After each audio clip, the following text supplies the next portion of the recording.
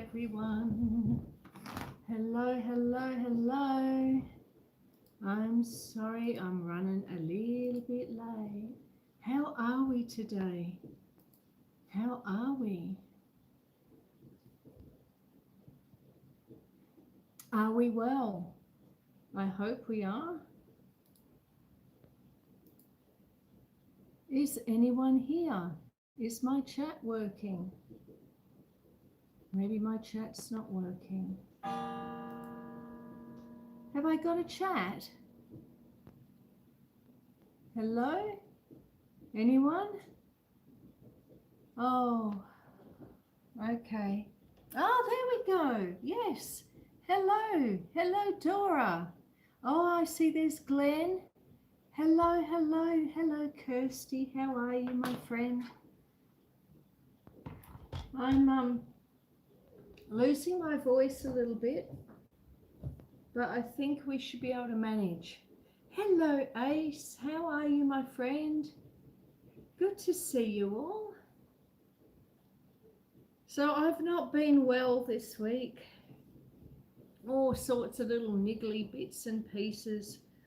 I had my infected eye. That was fun, but it's clearing up now.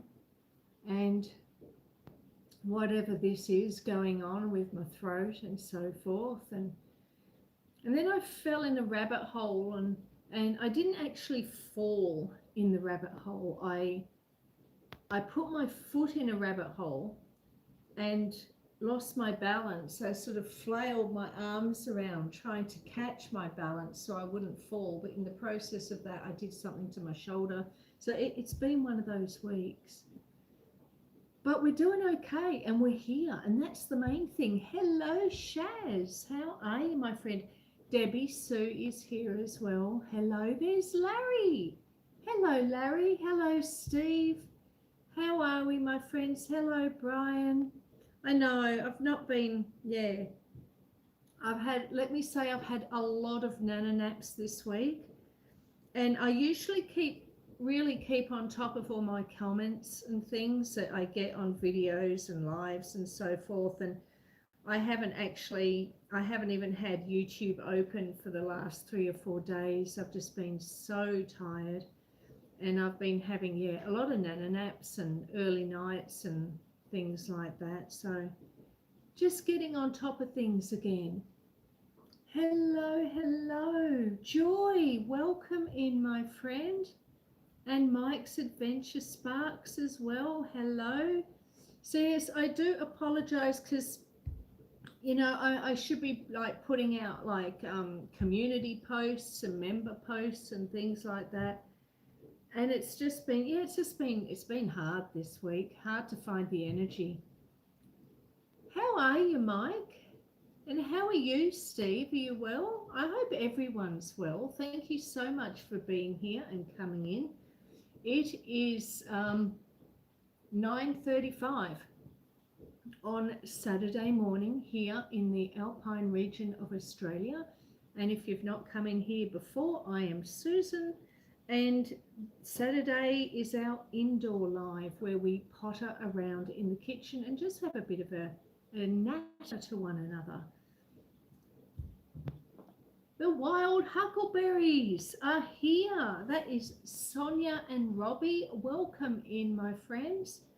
So today we are making a orange cake. It's a gluten-free orange cake. I've been making this recipe for years.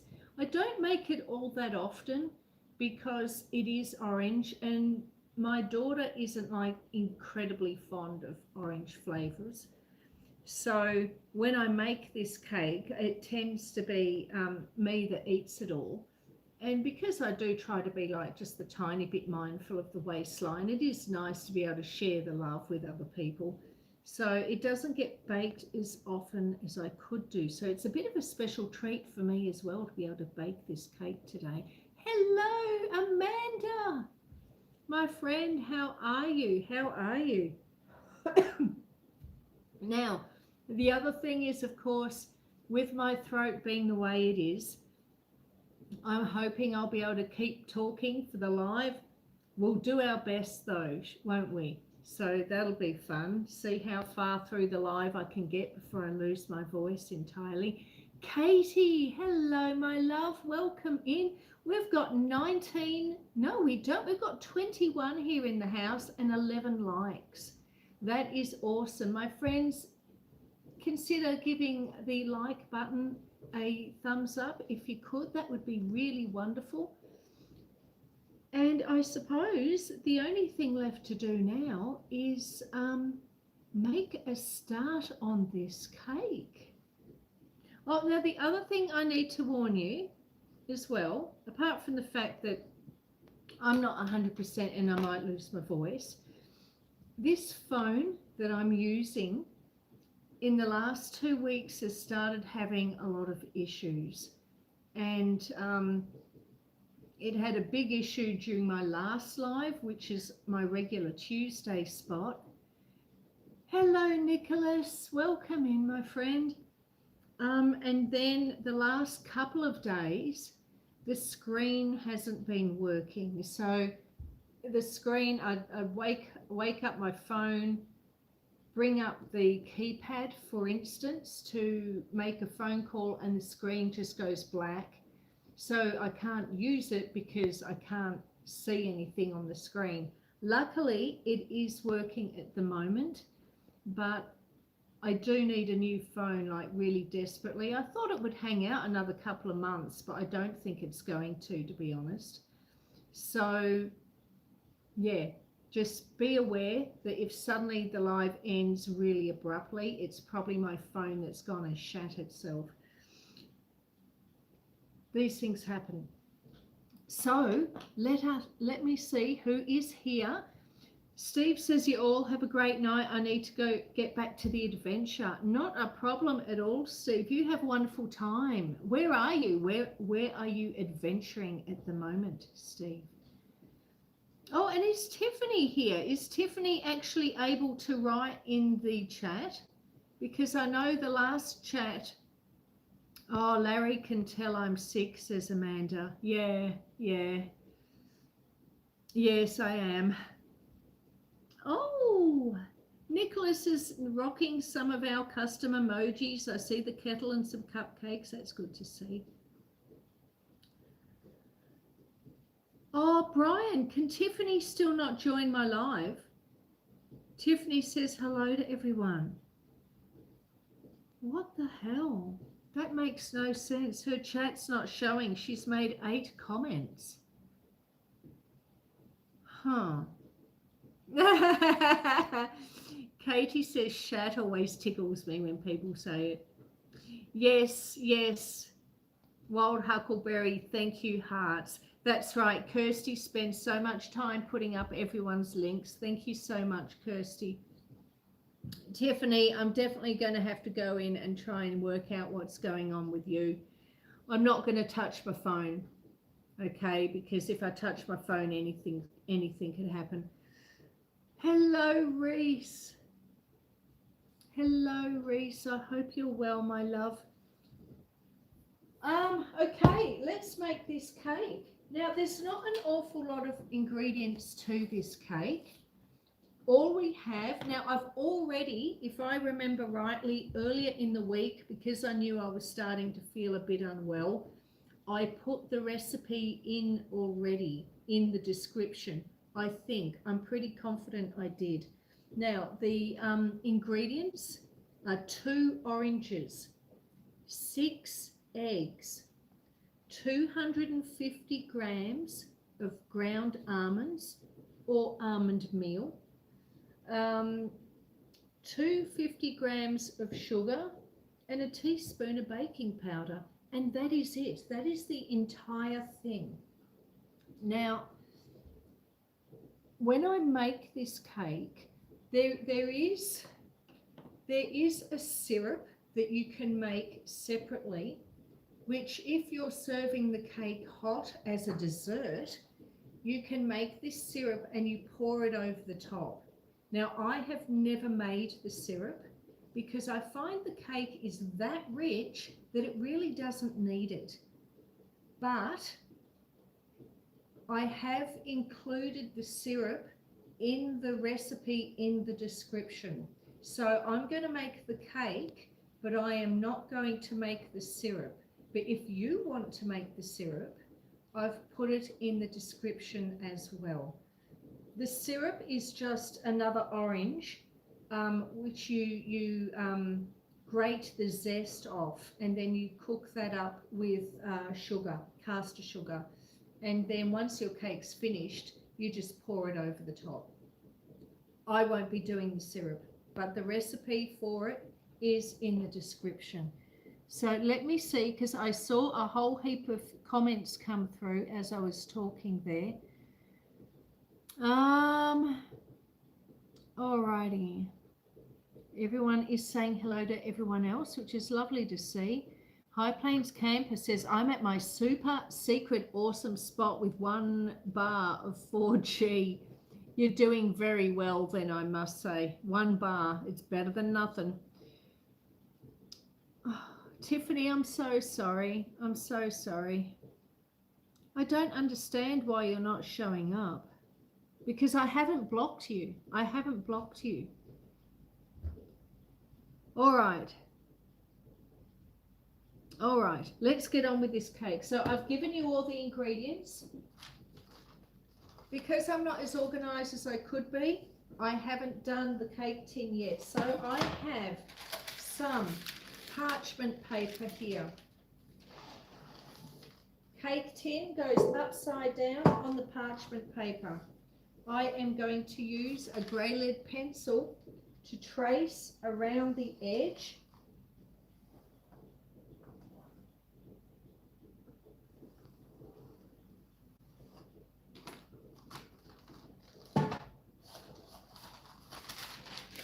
To get my circle. So you can see there, that's the outline of the tin. Then I need some scissors.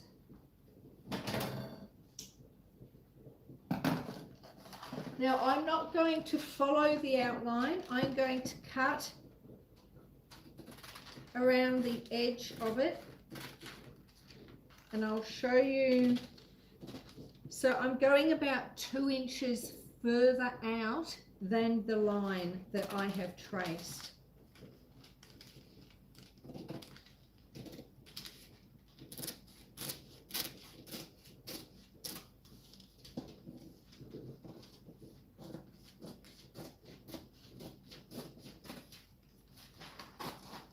They're getting there.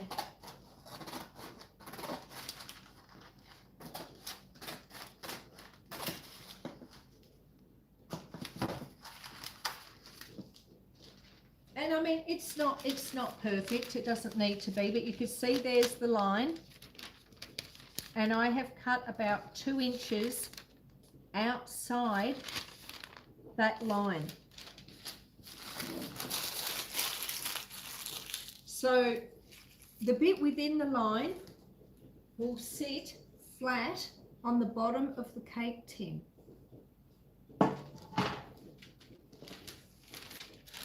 From the line to the edge, we're going to cut snips all the way round, and so that will go up the side of the cake tin.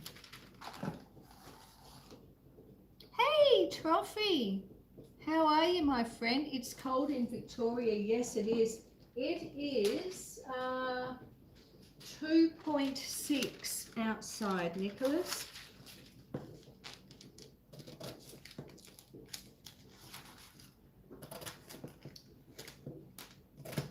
So this bit could be a little time consuming. So see what I'm doing here? I'm cutting like this. So that edge that I did, I'm going to cut down to the line. And the cuts are about approximately 1 inch. But, you know, it's not an exact thing. If it's not quite 1 inch or it's a bit over 1 inch, it really doesn't matter that much. So I'm going to go the whole way around the parchment paper. I'll move back here so you can see me doing it. and we're going to cut down to that line. Now the reason for the cuts is so that the parchment, when I put it in the cake tin, will sit flatter around the edge of it.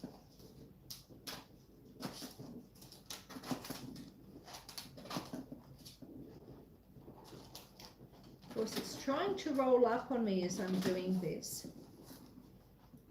Oh, and my friends, I must tell you, I'm up to 3,650 watch hours. So you never know. Another week or two and I could be at my 4,000 watch hours. That's going to be pretty exciting.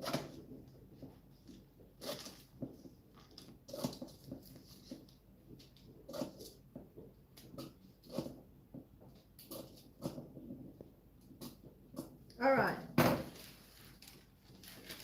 So do you see here what I've done with it? Now this is the stuff that I would normally do before I start my lives, if I have time to set up, but yeah, just didn't have time this morning.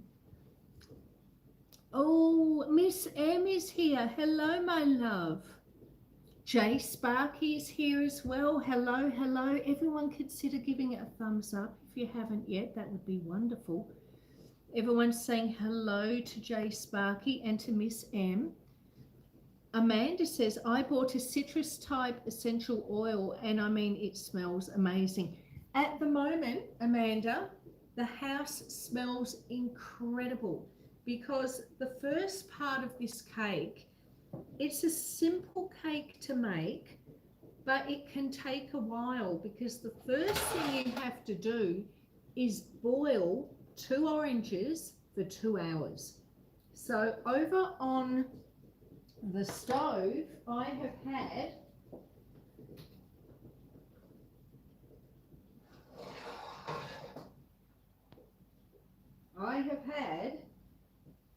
2 oranges for 2 hours. And I keep forgetting to turn the camera.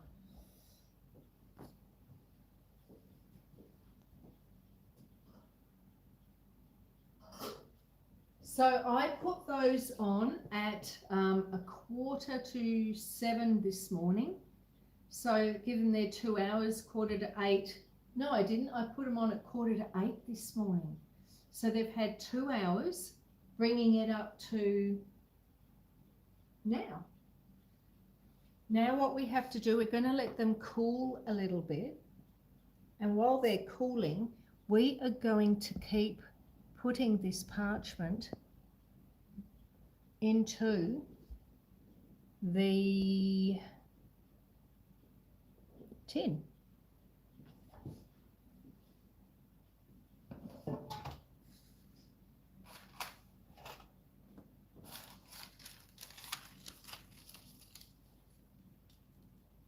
Oh, that short, Dora, is absolutely incredible. And Amanda, you're such a good dancer.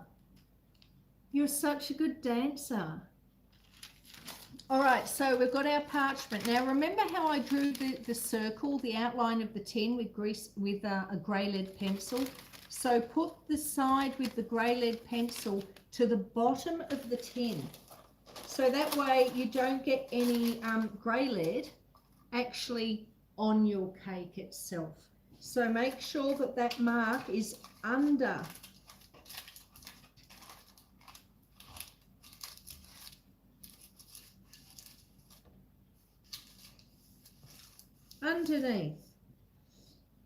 So see, so now it's looking like that. Now what I'm going to do is try and lay some of these side bits. They will lay flat as the cake goes in, okay? So as the batter is poured in, these side bits will flatten out.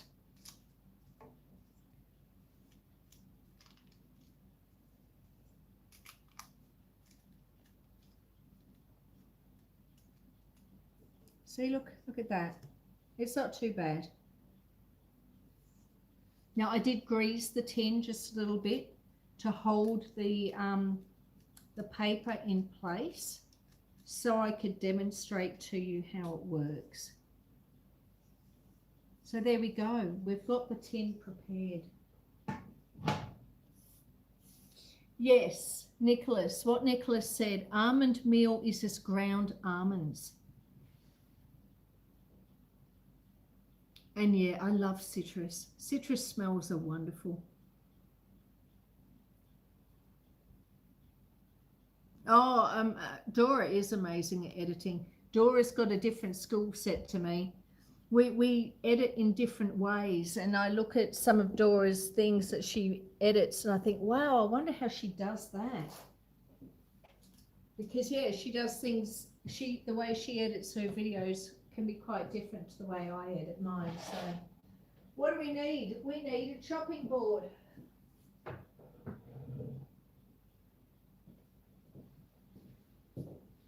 One chopping board.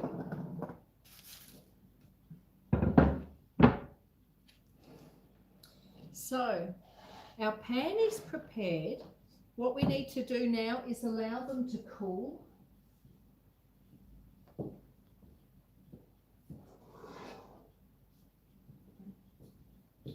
So we'll take this off the wood stove.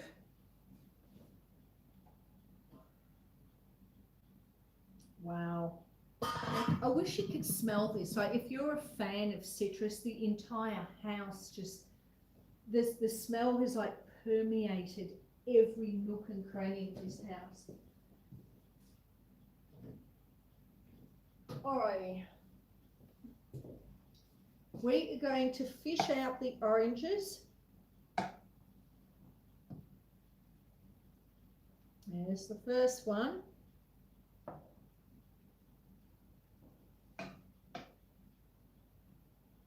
Come on. Whoops.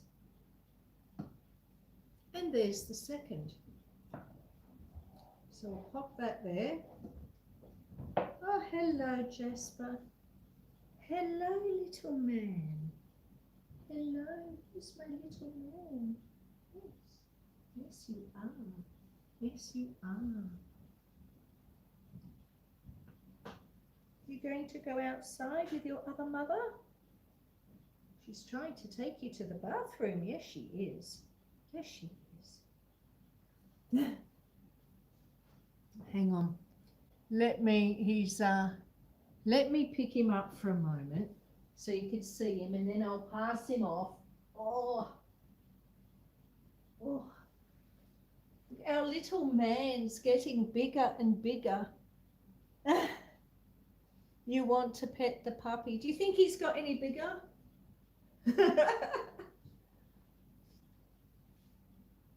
Hey, there you are. Look at that. He's looking at his picture in the phone. Oh, big yawnies. Big yawnies, yes. Yes, he has, says Mike. And Nicholas Grollo says, so beautiful he is. He's a beautiful boy. You're a beautiful boy. Yes, you are. Yes, you are.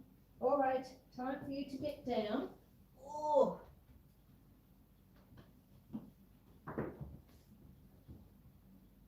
All right.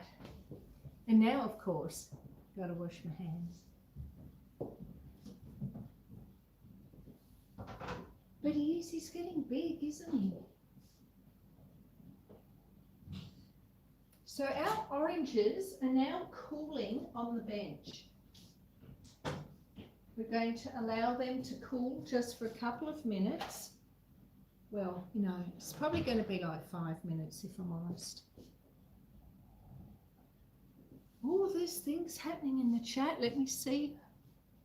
Oh, you want to cuddle him, says Dora. Yeah, he is getting big. And Jay Sparky says, I love him. And Nicholas Grollo's put up lots of hearts. And Mike's put up lots of little Jasper paws and things like that. That's lovely. Kirsty has a special emoji. Who said that?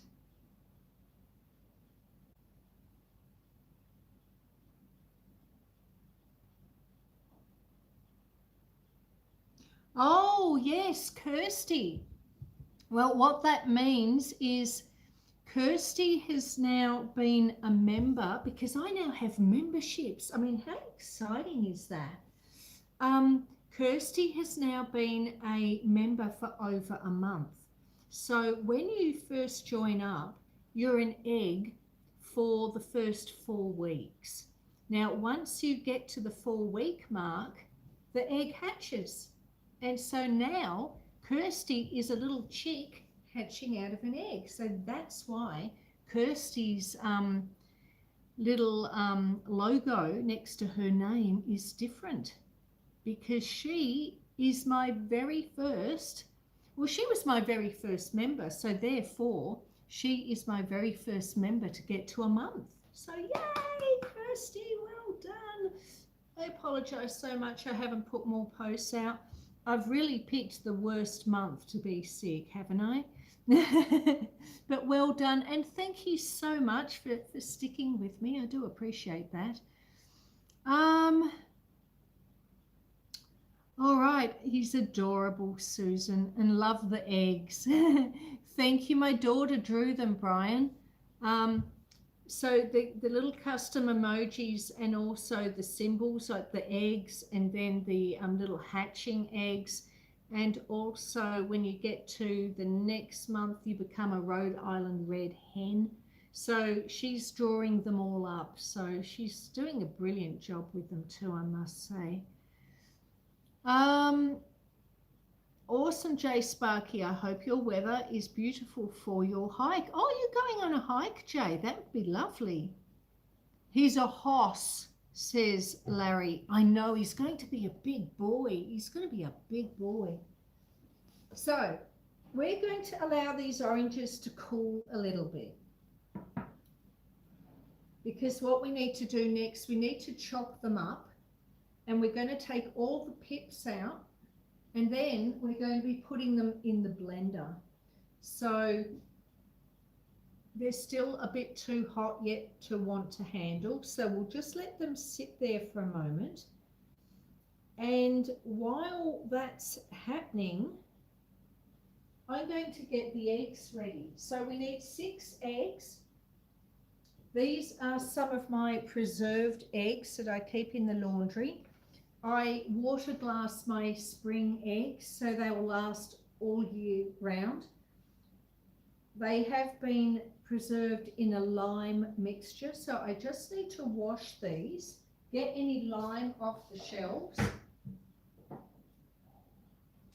So just give them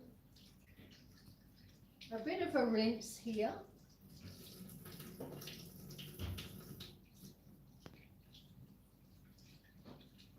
Because you don't want lime getting into your food.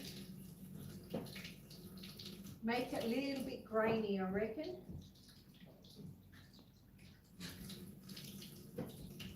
Gee, that water's so cold. Oh, it actually, the water is so cold, it hurts to have my hands under it. It's that cold. Oh. One more. Okay. And I'll wash that as well. Okay, done. Oh, hello, little man. You've come back from your walk outside. He's come back.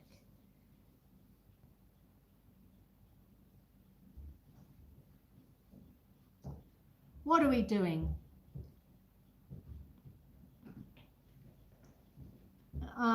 Jay says, I love it. I love looking down on the world to see how tiny we all are on this earth. Oh. Yes, we've got our first 1 month member.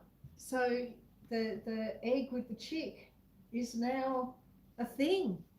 Just telling my daughter because she drew them. I'm surprised an Aussie would get a hoss reference. Oh, really? No,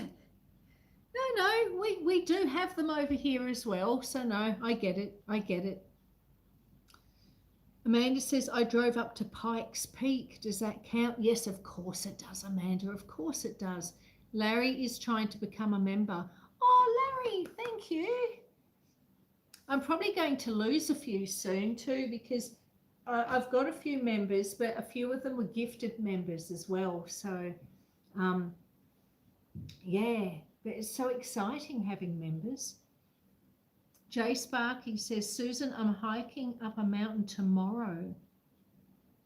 And Explorer Dora says, Kirsty is an egg chick. She is. She is. Our first egg chick. All right. All right. All right.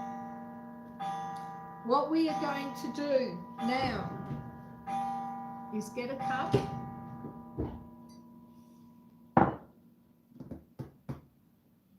And we are going to get the blender.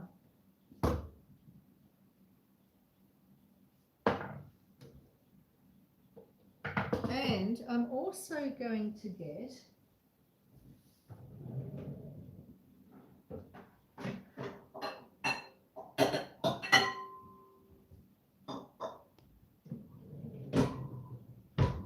a glass bowl.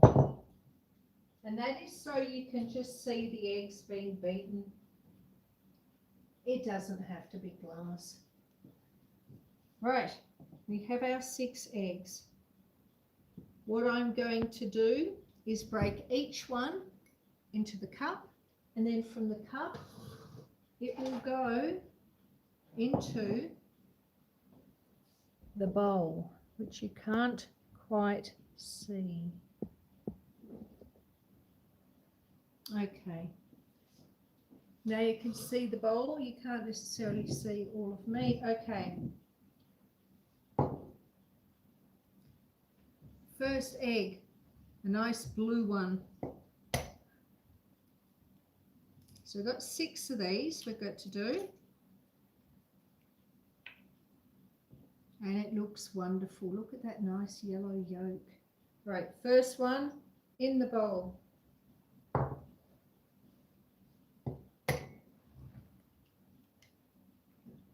Now this recipe, I'm pretty certain I've already put it in the description. I did it earlier this week because I knew I wasn't feeling 100%. And I was worried that by the time today, which is my Saturday, rolled around, that I might be feeling too unwell to actually get the recipe uploaded. So I did put the recipe there already for anyone who is interested.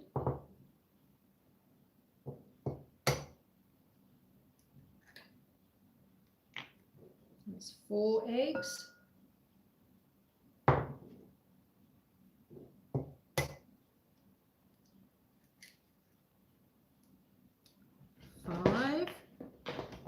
Oh, fudge. What are you doing, Fudge? Fudge, leave the phone alone. Come here, Fudge. Fudge, come on. Don't mind the cattail. All a part of happy homesteading.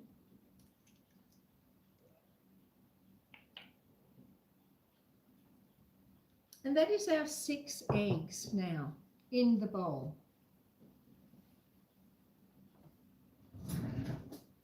Now the eggs need to be beaten. I'm just going to use a fork.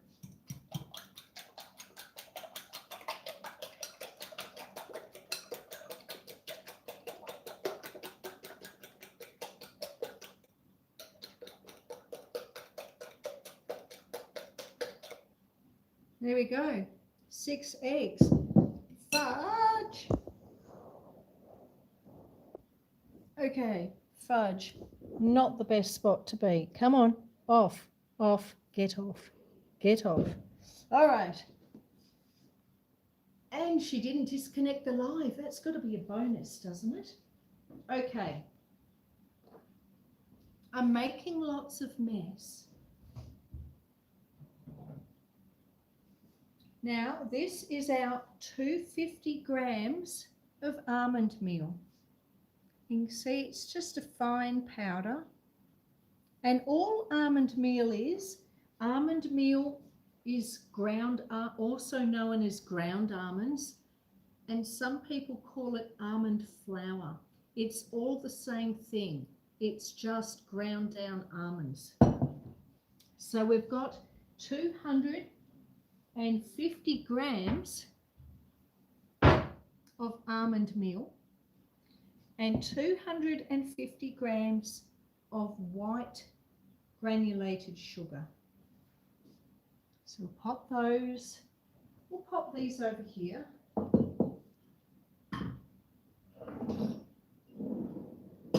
And I suppose the other thing I should probably do is get this oven turned on. So we're going to preheat the oven to 190 Celsius. And I'm trying to think, 190 Celsius, what is it in Fahrenheit? I should know that. I should know that.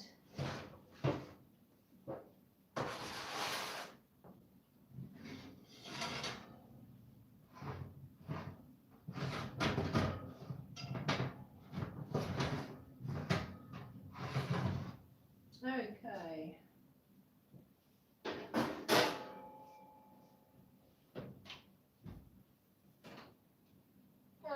Do apologise. I know you're not looking at anything at the moment. Oh.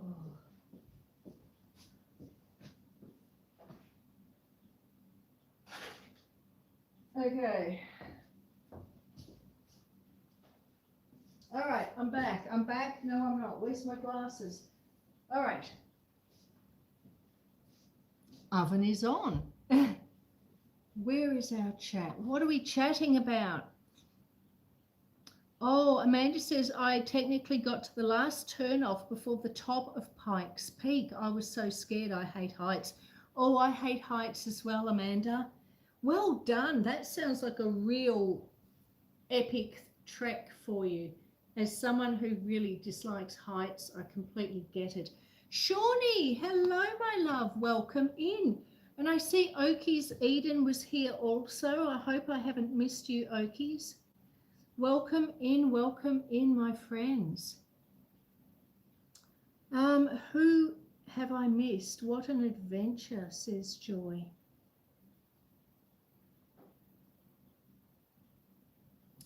How strange foraging urban farming. He went green, but no pop-up. Oh, no, you mean Larry? I'm looking at Larry here, and Larry is green, so Larry has become a member. Thank you, Larry. I love you. But he does have an egg, so maybe it just took a couple of minutes, Kirsty. Is that what you meant? Yes, Larry does have an egg, so thank you very much. Everyone's saying hi to Shawnee. I'm saying hi to Shawnee. Hearty 619. Hi, Susan. Hi, everyone. Hello, Hearty. Welcome in. It's lovely to meet you. Shawnee says, yes, hello. I'm in Minnesota, so I don't live in the town, Shawnee.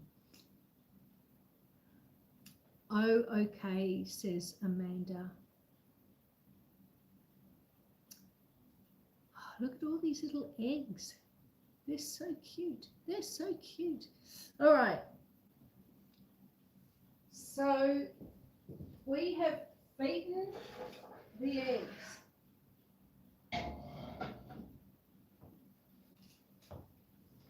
I'm going to put the shells in my eggshell collection. These will get baked. Once the cake is finished, I put the eggshells, and I've turned the oven off. I put the eggshells in here just while the oven's cooling down, because they only need a light bake, and that way I can crush them up and feed them back to the chickens, or you can even put them in your compost bin. Eggshells are such a wonderfully versatile thing, so you never throw out eggshells. You can do some incredible things with them. All right. So let's see if they're still quite hot, but I reckon we can do this. So let me grab out a knife. So what we're going to do is we're going to cut open the oranges and remove any pips that are in there.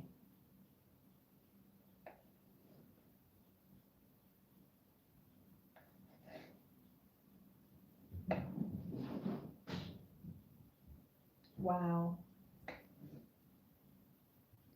The smell, I wish you could smell it. Oh, Fudge is up there trying to disconnect my live again. Yes, Pepper. I hear you, but it's not time. It's not time. All the cats are hanging around me now. They think it's their breakfast time for some reason, and it's not. They're just here. Now, of course, because the oranges have been cooked, they were boiled. They were boiled for 2 hours. They're very soft. And luckily for me, this first orange at least has absolutely no pips in it.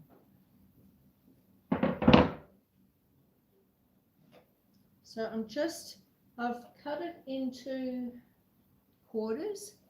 Kitty, honestly, I've got cats everywhere, and I'm cutting those quarters in half.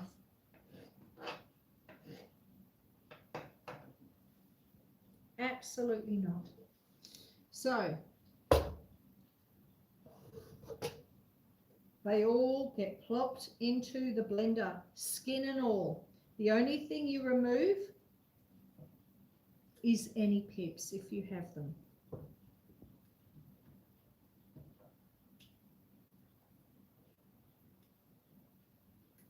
You see the blender's all steaming up because the oranges are quite hot still. Right, there's the first one. And now we'll chop up the second one. Will we be as lucky? Oh, Fudge, says Amanda. And Kirsty says, hi, Truffle. And Amanda says, I didn't even see the cat. Well, Truffle is here, Amanda, but I don't know, depending on where your chat is positioned on your phone, you may not be able to see her. But she is there. They do like to sit and watch, generally at a bit of a safe distance, a close safe distance, when I'm cooking, because you just don't know when something is going to be accidentally dropped on the floor or something like that. Now it looks like I'm lucky with this orange too. There's no pips in it. Ooh, hot, hot, hot, hot.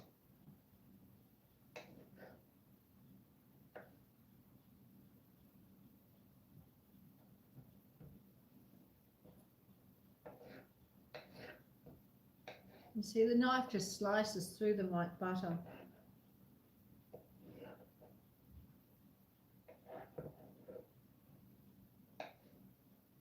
Lovely. And then that all goes into the blender as well. So this is our 2 oranges. Boiled for 2 hours. 2 oranges for 2 hours.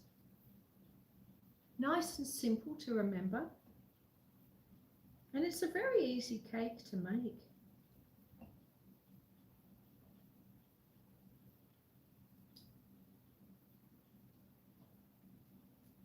Okay. I'll get this board out of the way. We'll pop it over here.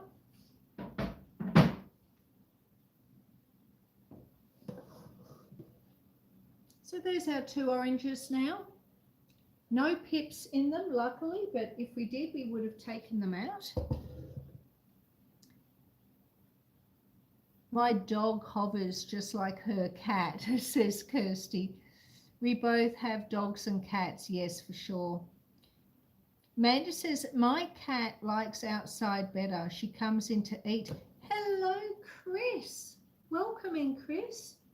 We've just been boiling some oranges. They boiled for 2 hours, and now we've just chopped them up and put them in the blender. So all we do now is we blend the oranges and remaining ingredients thoroughly in a food processor or a blender. I'm using the blender because it's what I've always used. So we've got our 2 oranges, and now we put in our 250 grams of white sugar. In it goes.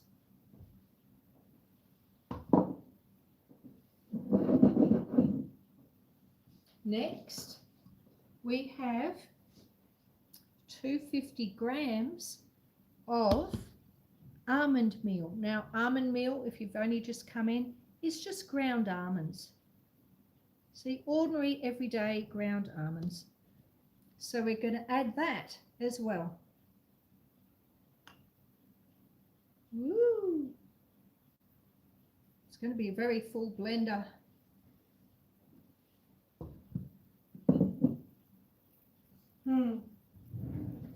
Now maybe I'll take a little bit out. It doesn't have to all go in at once, does it? After all, I want it to have some room to move.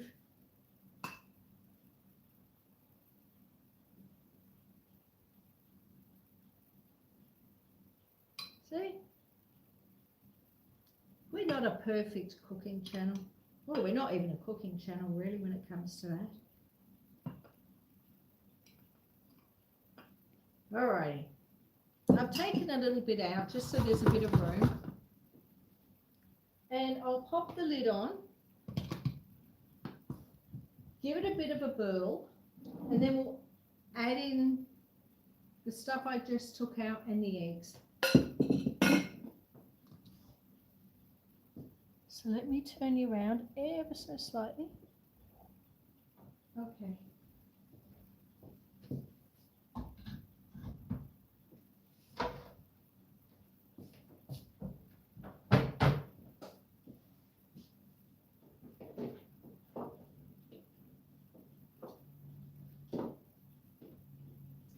Now I'm just going to pulse the blender initially, just to sort of knock down the height a little bit, and that way I can add the rest of the ingredients.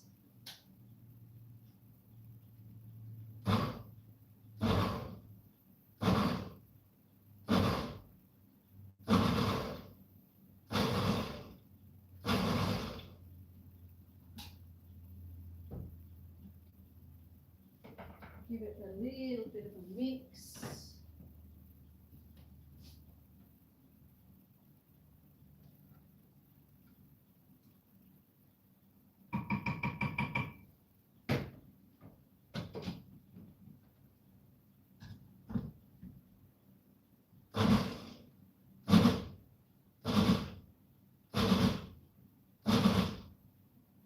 Okay.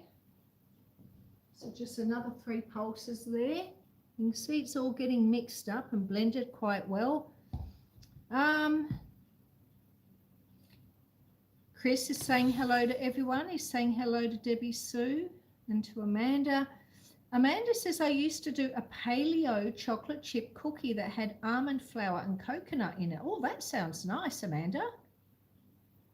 Larry says Kitty wants a taste. Yes, she certainly does. She certainly does. She heard you. Look, she's coming in. Oh, no, you can't even see her. Look. There we go. Look at her there. I know. Hello, Kitty.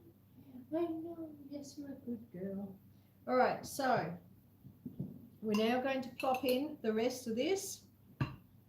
That was the rest of the almond meal.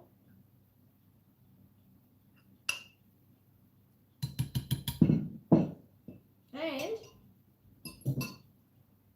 our 6 beaten eggs. And that's it. That's the entire thing. 2 oranges, 6 eggs, 250 grams of ground almonds, 250 grams of sugar, the baking powder. Can't forget the baking powder, which of course I did forget, but only momentarily. So how much baking powder do we want? We want a single teaspoon of baking powder. So let me find my teaspoon.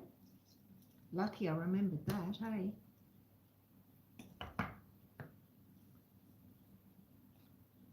Single teaspoon of baking powder. In it goes. Hey, Moni! Hello, welcome in, my love. Orange cake sounds refreshing. It's a beautiful cake, Moni. Really, if you like citrus, you must try this one. It's incredibly easy. Now we're just going to pop it back through the blender again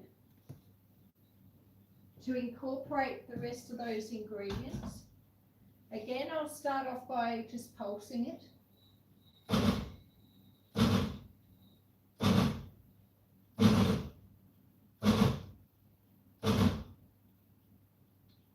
And then it's going to get noisy for a moment.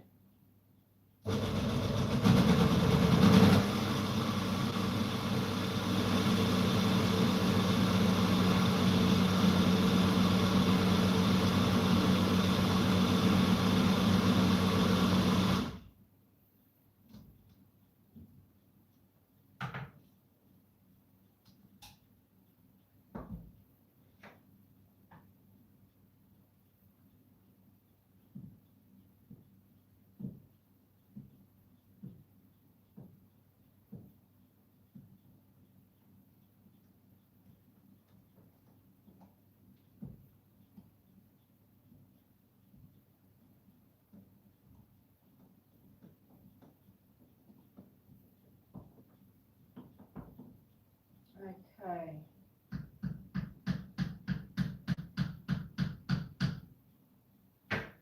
It's looking good, nice and thick, just like a cake batter should be.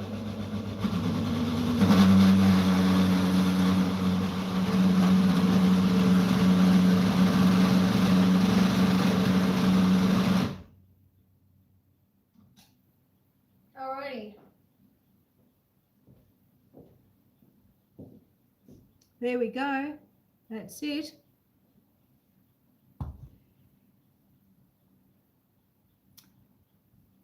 Take care, Brittany, says Amanda. Oh, you're going, my loves. You look after yourselves.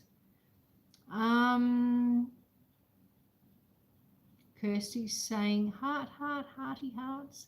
Moni's saying small world, Kenneth. Yeah. Alrighty. So theoretically, we have this lovely batter. It's quite thick.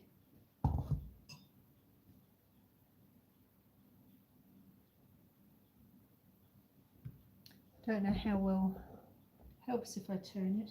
But yes, it's quite a thick batter.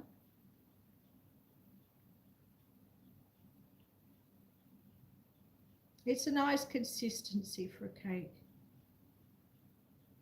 And let me have a bit of a taste.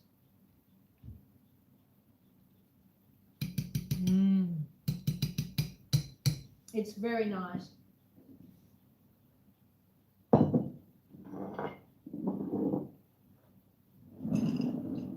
And that was it. That's the whole thing. The only thing we have left to do now is pour it into our tin, which we pre-prepared. It's got its parchment paper. And all these bits here on the side, like I showed you earlier, they will sit flat. The weight of the batter will make them flat.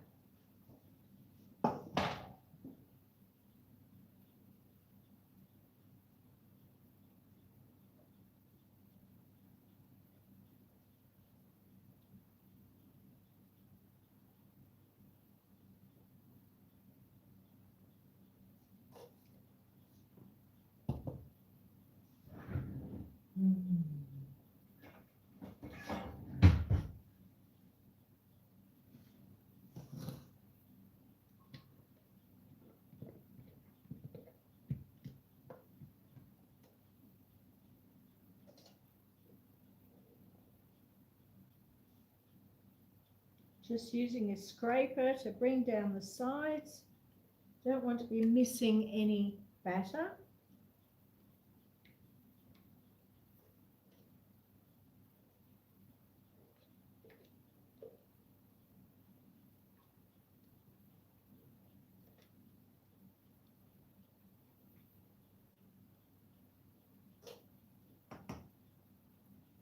Okay.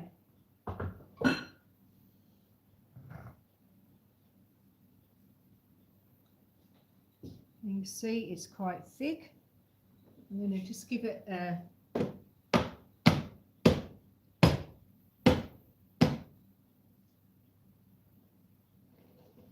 Now, I don't know if you could see how all the edges on that parchment paper, they've all been pushed flat against the tin by the weight of the cake mix. As the cake rises, those bits of paper will continue to sit flat. It is a lovely colour, isn't it? Yeah. All right, let's pop it in the oven.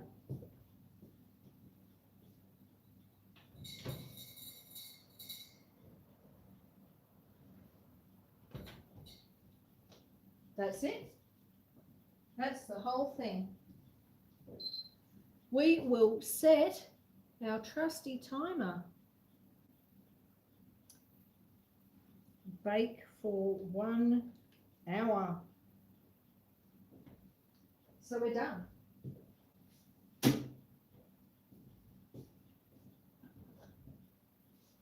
I am looking forward to this. And you've got to try some cake batter.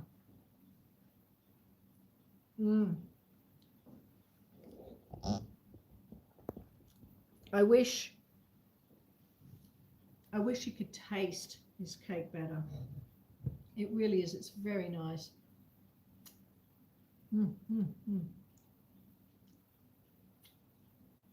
I must stop. I'll just keep going otherwise.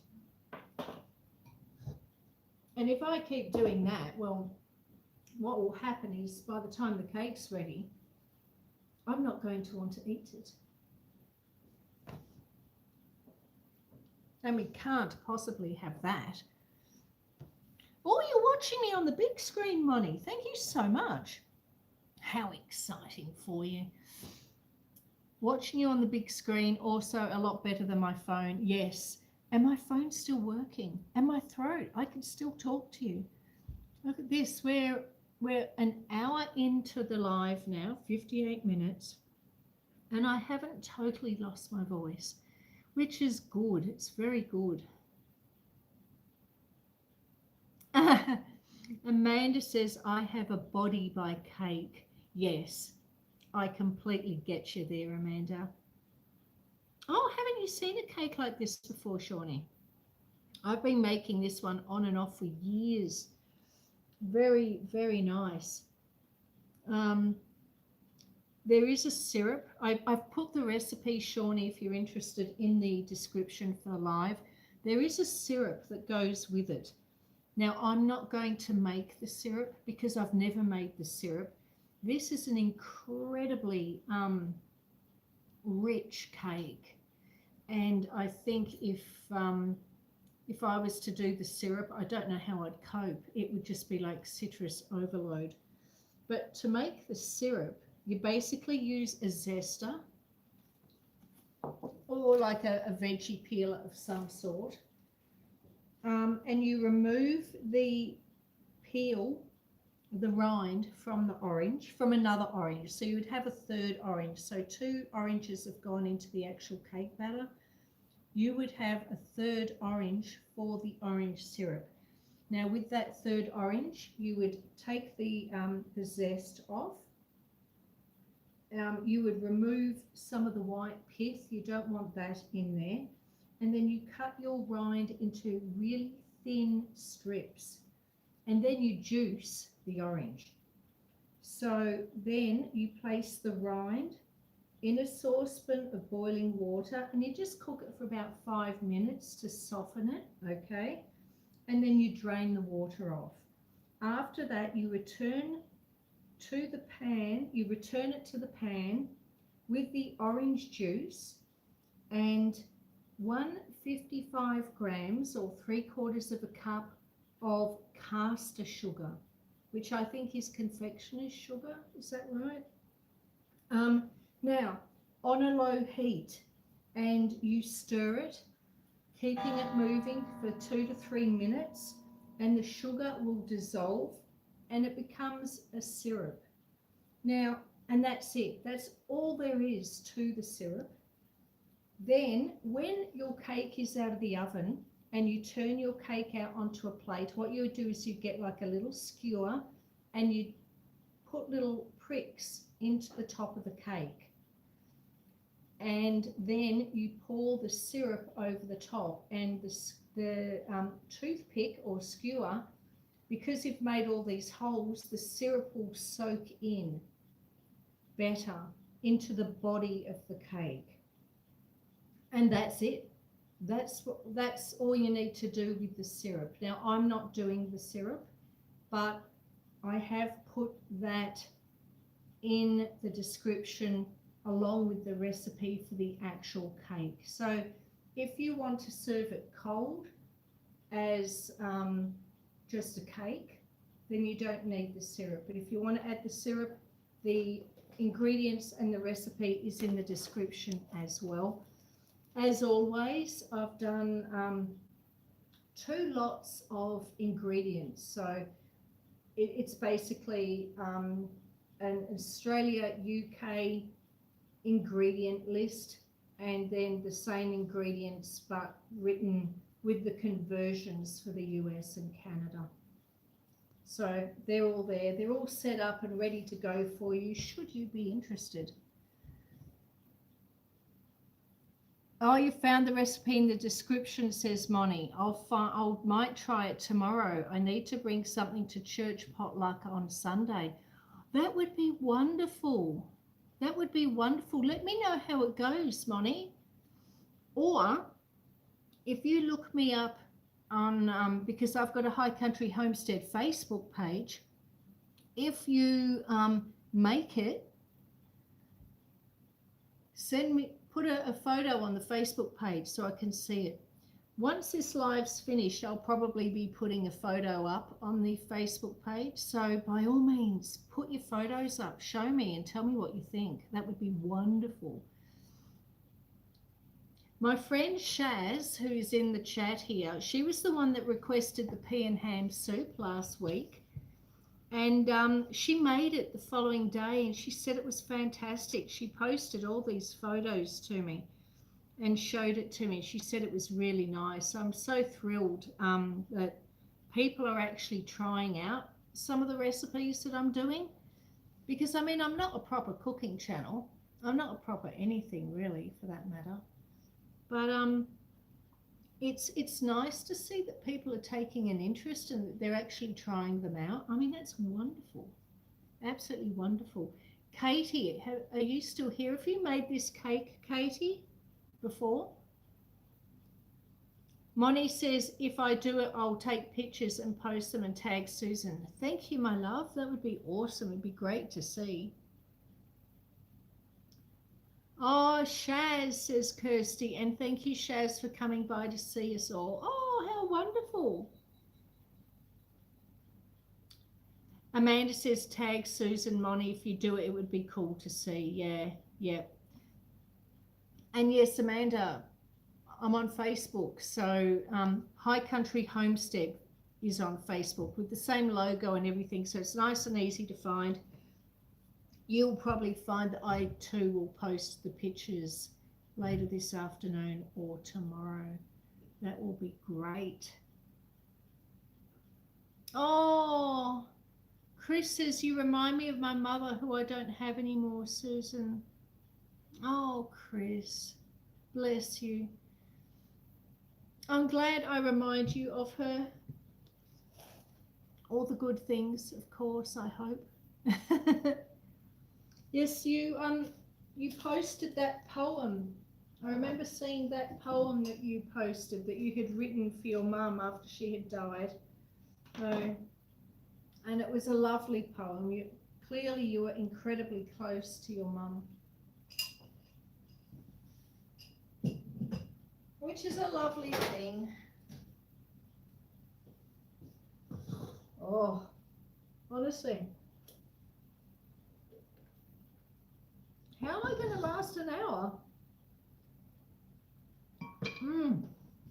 Yum.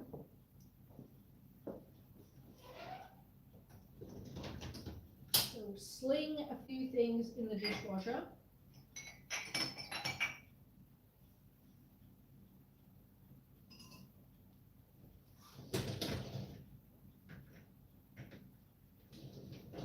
Got to do a little bit of a tidy up while I'm here.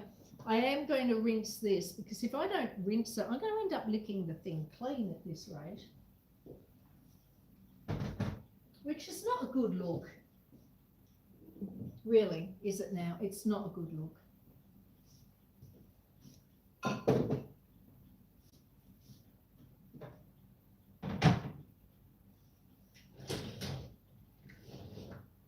And you know what I think I'm going to do after that? I'm going to make myself a cuppa. I know I usually have a cuppa at the end when we're actually trying the cake. But to be perfectly honest, I need one now, and because my throat's so dry, my throat's very sore. I've actually been having brandy, just like little tickle, and I sip away at it, and it does help. Brandy does help.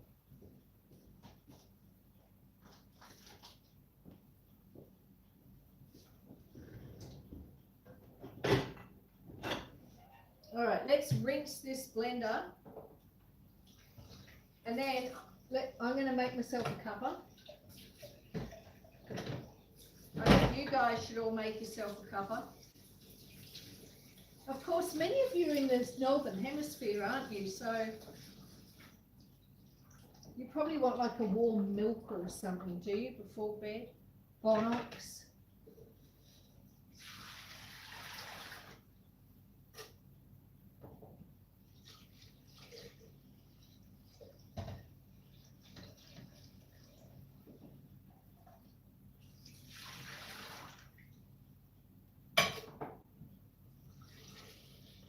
Hang on, I'll be right with you.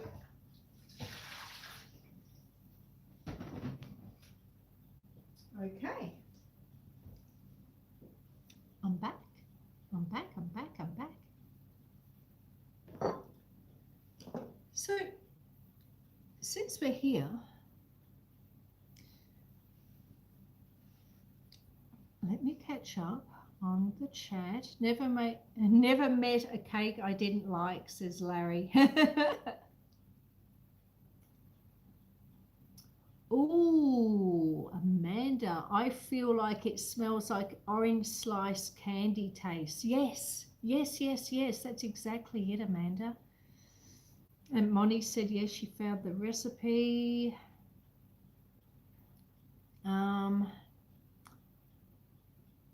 Plenty in the freezer now. Yes, that's what I did also, Shaz. I ended up putting a lot of the soup in the freezer. And LinkedIn Acres is here. Links View Acres. Hello, how are you?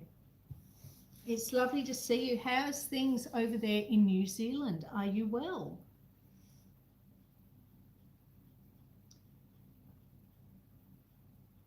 Oh, Amanda, don't worry about your typing. We all do it. We're all busy trying to get our comments in there, and we do typos, and even when we don't do typos, the autocorrect does them for us. So either way, it's going to happen. Oh, Nicholas is rocking some of those lovely custom emojis. Oh, a hot chocolate. That's not such a bad idea, really. Shaz says, so sorry, still learning everyone's name, so bad at it. Foraging is Amanda. Yes, foraging is Amanda. And Heart's Humble Homestead is Kirsty.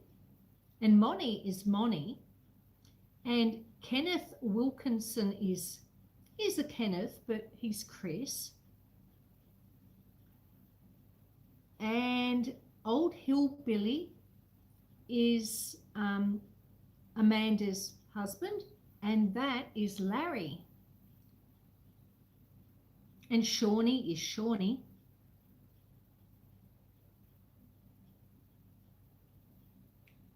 I'm not sure about Hearty. Is Hearty Dean maybe or not? Or is Hearty someone completely new? It is Dean. I thought it was. What a guess. What a guess. God, I'm good. Well, you know, I'm not. I'm not really. But I have my moments. I do. Lovely to see you here, Dean. Time for tea. Yes, tea. Let's put the kettle on, shall we? I'll turn you around here. We'll put the kettle on the stove. Opening the bottom vent to allow the airflow to go up through into the firebox that you can just make out there. And then I'll move the kettle across, and then I'll use my trusty little tool to open the back. So all that air that's rushing into the bottom now is going in. It does a circuit around the oven itself, and then it goes up through the flue and out. But in the process of that, it gets hotter, so it makes the kettle boil quicker, theoretically.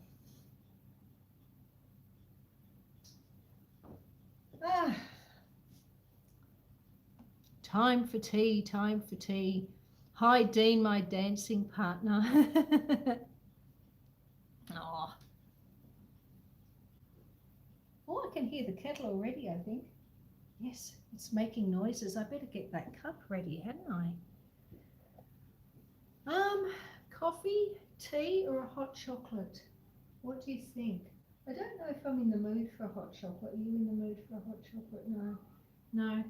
I'll have another coffee. It's the only day of the week I usually have 2 coffees, so I may as well.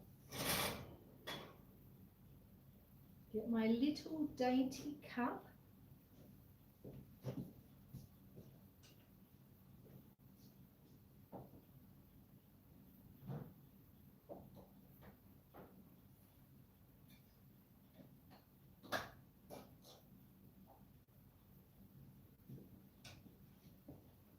Okay, I have my dainty little cup, all ready and waiting for the kettle to boil. And it is making some noise now over there on the hob. I can hear the water starting to bubble. Bubble, bubble, toil and trouble. Yes, yes, Bonnie, it is a gluten-free cake because there's no flour. So I suppose the almond meal takes the place of the wheat flour. But yeah, it's a very nice cake. I can't wait. I'm so excited. It's been a couple of years since I've made this one. And it was Nicholas Grollo that sort of, I think, reminded me of it a few weeks ago. And he was talking about it. And I thought, oh my God, it's like, it's the second thing in my book. I have 2 books. The purple covered book is for all the sweets, and then I have one with a black cover for all the savoury, and then I have one which has a blue cover, and that's for making ingredients. So how to make bread flour, how to make self-raising flour, how to make brown sugar. So I have a different book again for the ingredients. But of course, the ones that I make the most tend to be at the start of the book. Now, the start of this book is my chocolate mousse. Oh, how I love that chocolate mousse. And of course, the hot chocolate fudge sauce that goes over it. So maybe when the weather starts to warm up, we might have to make chocolate mousse with hot fudge sauce going over the top. But then this orange cake is the second page in, because it's such a wonderful recipe. It's just one of my favorites. The next one in the book is an almond and ricotta cake. Now that's pretty, oh, sorry, almond, lemon and ricotta cake, which is also very nice. And we've got a biscotten torte, and we've got key lime pie. All sorts of exciting things that we can work our way through as the year progresses. Oh, hummingbird cake. I haven't made that in an awfully long time. Oh, the mousse sounds good, doesn't it? Yeah, maybe we should make the mousse, but we were going to do chocolate chip cookies. Which would we prefer? The cookies? So I don't know yet what I'm going to make next Saturday. Next Saturday is our savoury week. But it's also Christmas in July next week, or is it the week after? So I've got to think of some nice, yummy, savoury thing to make for next weekend. The weekend after that, I thought I would make, yes, the weekend after that is Christmas in July. So I thought I might make some mince tarts, some fruit mince tarts. So I've still got I've got to have a bit of a think about what to do next Saturday. I may make some salmon pies or the pasties. And then the following week, we'll do mince tarts, fruit mince tarts for Christmas. Or Christmas in July at least. Oh, yummy mousse. Yes, yes, yes. Oh, don't worry, Debbie Sue, I'll make the mousse. I will make the mousse, though it will probably be in August because I've also got to make chocolate chip cookies. So we're going to be making fruit mince tarts, and then we're going to do a chocolate mousse, and then we're going to do some chocolate chip cookies. So we've got a few nice, yummy, chocolatey things coming up. That'll be great. And then, yes, we'll have some pasties, Cornish pasties coming up. I might do them next week. What do you reckon? Shall we do Cornish pasties next Saturday? I do need some. I don't have any in the freezer at the moment, so I need to do a batch. What do you reckon? Should we do Cornish pasties? Oh, yeah, no, it's I haven't written a recipe book yet. I am writing a book, Moni. It's going to be a high country homestead book because I write articles for the newspaper, little homesteading stories, and I post those. Once they've been put up to print, I post them to Buy Me a Coffee so anyone and everyone can read them for free. So what I'm doing is I'm building on those stories in more detail, in more depth, and I'm writing a book called High Country Homestead, The Accidental Farmer. That's it. That's my working title.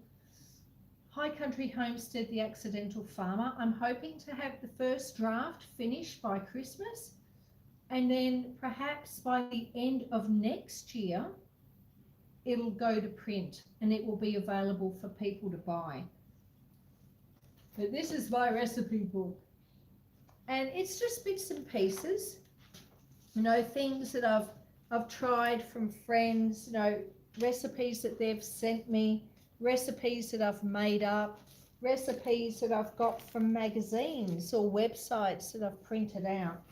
But it's just a list of things. Oh, and there's this apple cake. Like, I make that all the time. Absolutely sensational. But it's not to say that I won't do a recipe book. But let me get the first book, the High Country Homestead, The Accidental Farmer book, out of the way first. And maybe in a year or 6, I will in fact do a recipe book, because some people have been asking me to do that as well. And I think it would be a lot of fun. And, you know, in a few years, I would have shared a hell of a lot of recipes to this channel, and it would be nice to be able to put them all into a book and share them.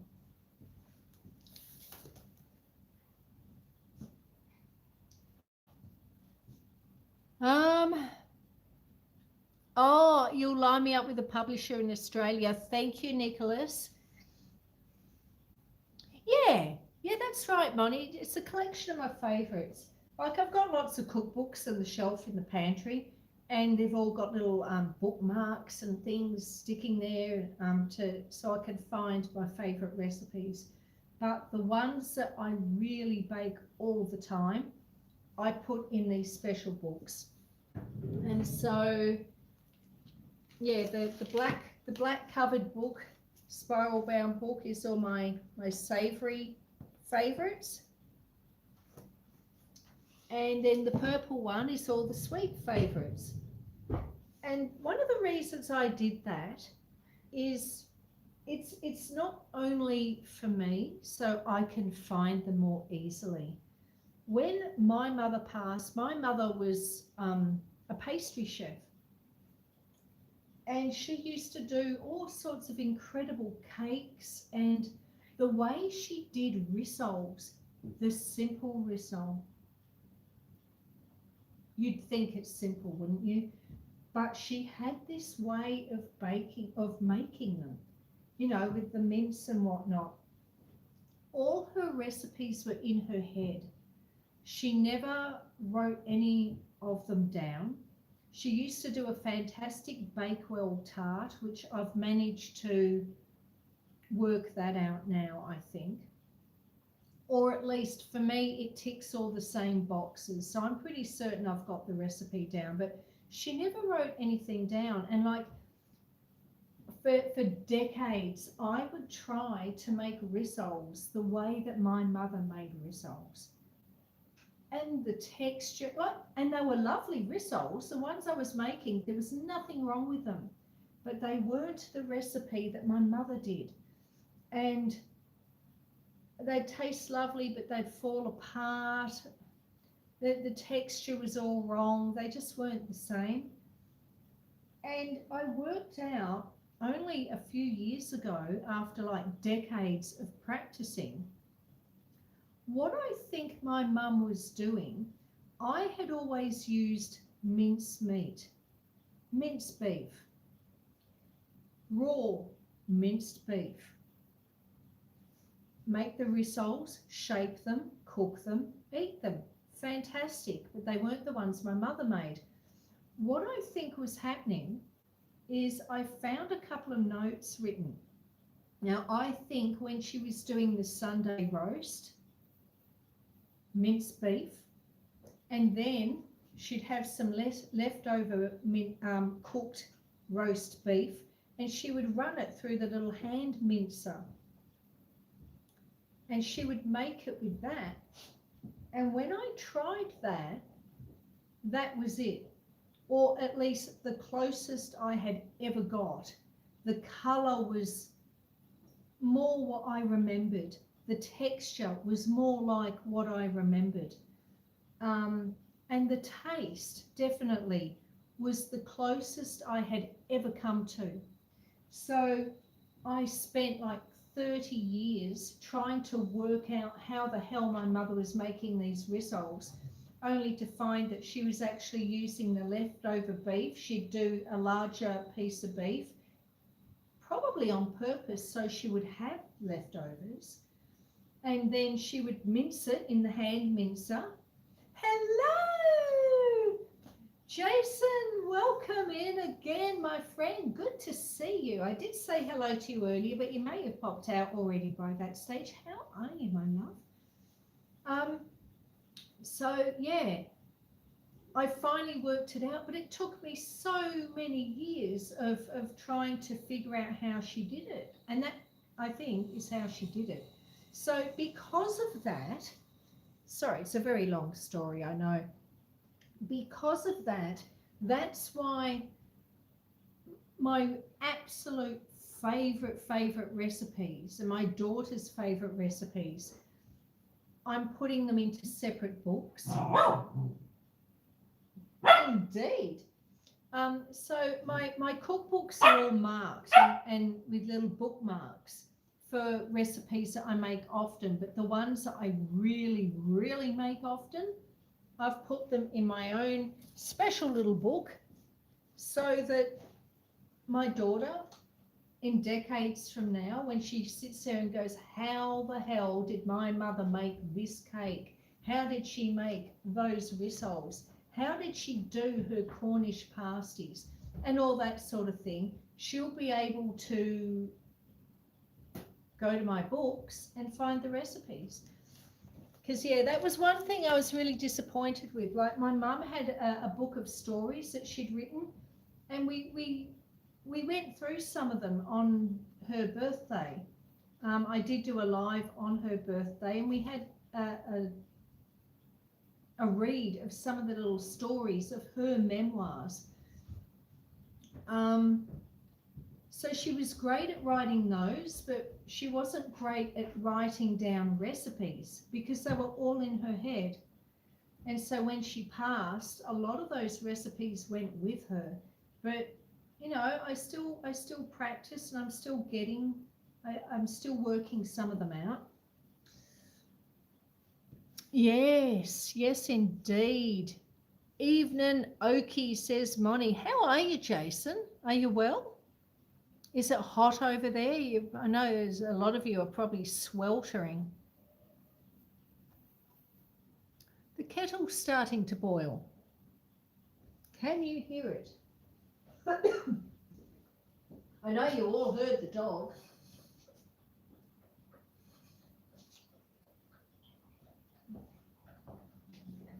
Here's the kettle. That's the kettle that my daughter drew, which is now a custom emoji. I see Nicholas used the custom emoji of the kettle just earlier. So let me pour my cuppa.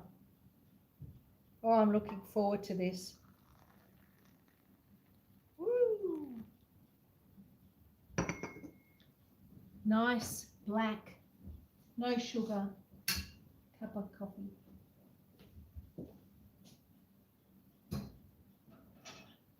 And then I'll turn down the front.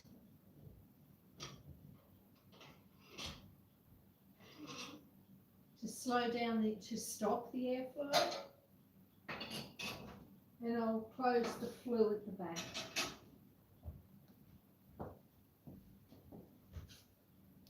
How are we, chat? Oh, it's hot, says Moni. 8 p.m. and hubby is just going to go out and mow the lawn after work. Ugh, that doesn't sound like fun at all. Not at all. Oh, cupcakes and memories live. Thank you, Kirsty. Kirsty put up the live that I did for my mother's birthday. Thank you, my love, for doing that. Katie's put up the red kettle emoji.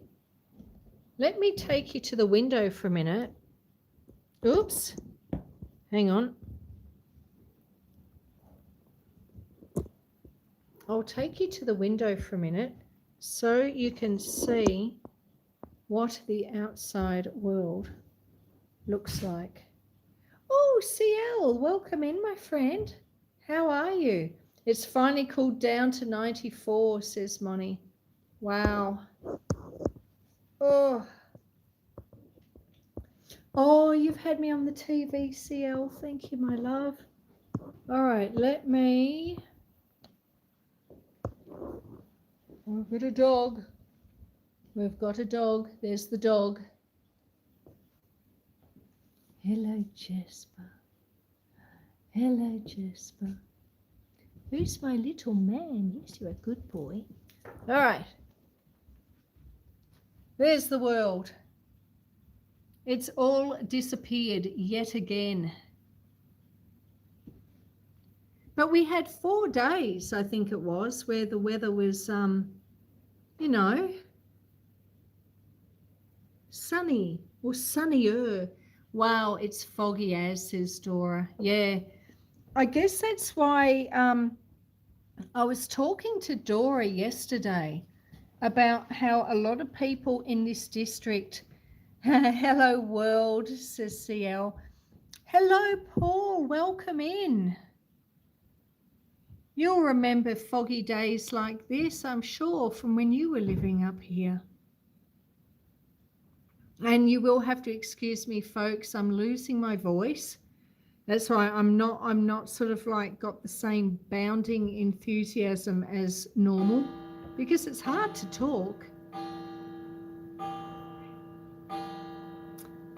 Oh, you'd love to sit on that porch with a coffee in the fog. Yes, that's why he moved, Susan. Quite probably.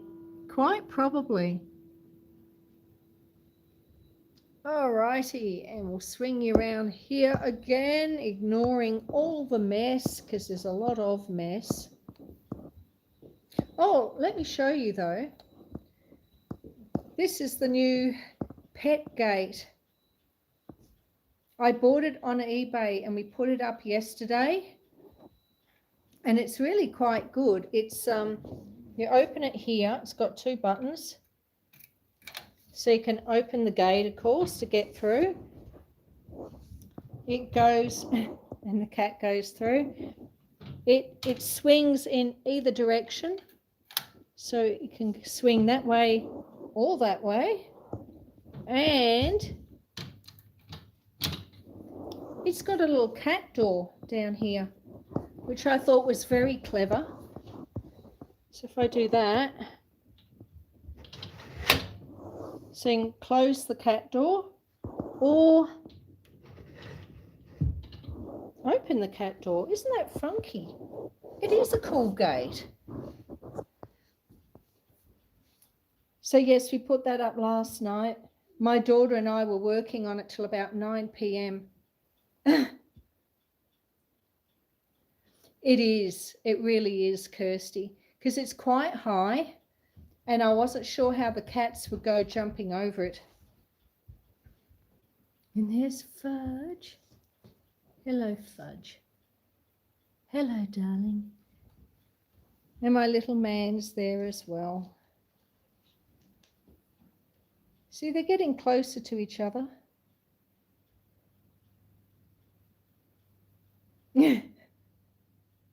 Hello, Connor. Hello, hello, hello. Welcome in, my friend. How are you? So yes, I wanted to show you what the world was looking like.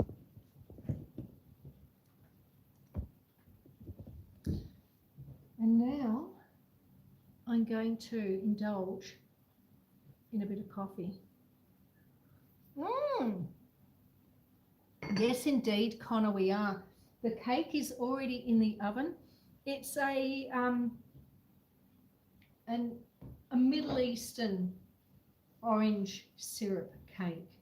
Now, I'm not making the syrup, but I have put the recipe and the recipe also for the syrup in the description.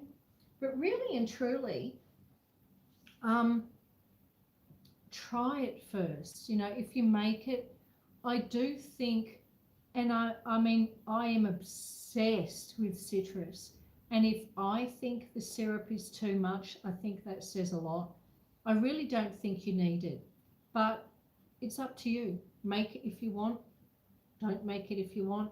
Either way, though, I would love to see photos. If you make the cake, I do have a High Country Homestead Facebook page. Put the photos up. Come across and put the photos up and show me what it looks like, because I would be really interested. Paul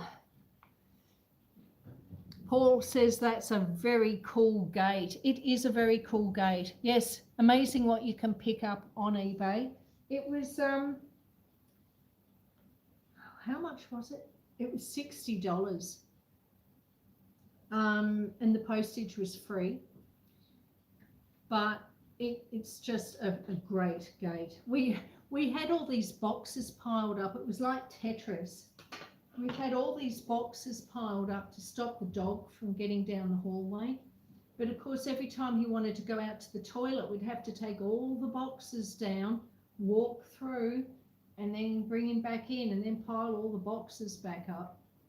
And then the cats, they'd try and jump the boxes and they'd be knocking them all over. So we were constantly piling boxes up and taking boxes down and putting them back up and taking them back down. A gate is so much easier. So I think it was $60 well spent, quite frankly. Hey, Jasper, leave it. He's eating sticks. Golden retrievers love sticks. That's a great dog gate. The cat door is a great idea, says Kirsty. Yes, indeed. Oh, I've scratched myself. What can I use? What can I use? Oh, I don't need to use anything. It'll sort itself out. Everyone is saying hello to Connor. Ah, Nicholas, did I put the gate up to keep him in or out? At the moment, it is to keep the dog in this area while we're awake. So during the day, we are generally in this room if we're not outside, and it stops him from getting down the hall, because the cat litter is situated right down the other end of the hall. So it stops him from getting to the cat litter. It stops him from getting into a couple of the rooms and the spots that we don't want him to get to. Let me show you what he's doing. He'll probably stop as soon as I turn the camera around. That noise you could hear, he was chewing that bucket of sticks, my kindling sticks.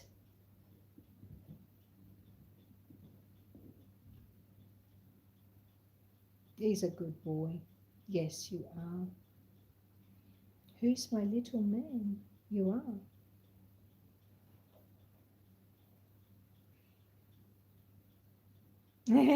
He is a cutie. Does he lift his leg? Oh, no, not yet. He's still just squats like a girl. But I'm guessing, you know, the leg thing, that will happen.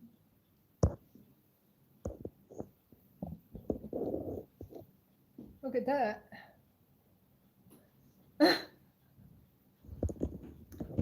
Look at that. It's the tiniest little cut. I need to find something. Okay. Hey, Jasper. My dog. Oh, look. It's tiny. I don't even know what it was. But then at night time, he is a little gentleman. Yeah, so it was basically to stop him from getting to the cat litter, really. Jasper, it's okay. Oh. Thank you. I might just find a cloth of some description.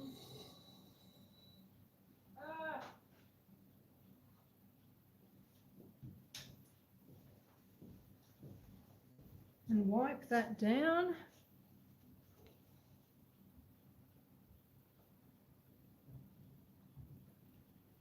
A typical Dora question.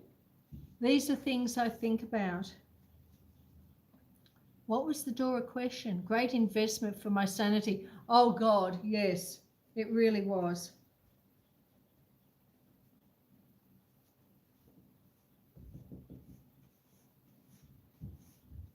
It really was. Great investment for the sanity.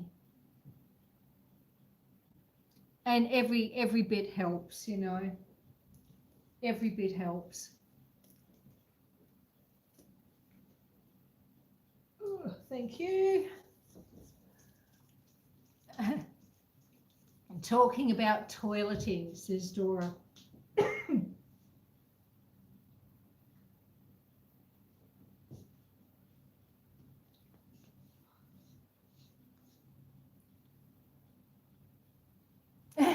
Why, says Dora. Debbie Sue says, why, Dora? You do it all the time. Yeah, we're used to it, Dora. It's one of Dora's favourite topics. CL says my Basset was always trying to get into the cat boxes. I think CL, it's all animals seem to do the same thing. Everyone I talk to who has a dog seems to spend a good portion of their time stopping their dog from getting into the cat litter.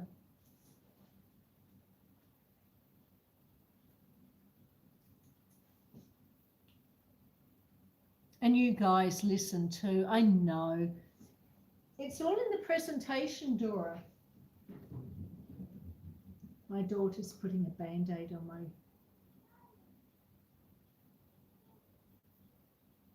Oh, thank you.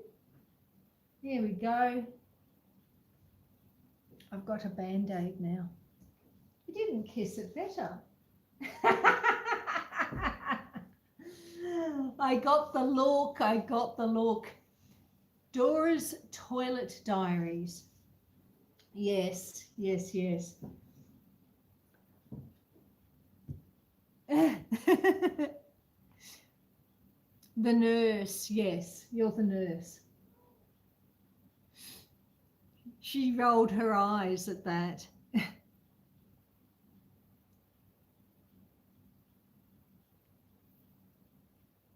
Oh, you need to race yours out to the litter. Nicholas, there'll be a series one day soon. I was always amazed.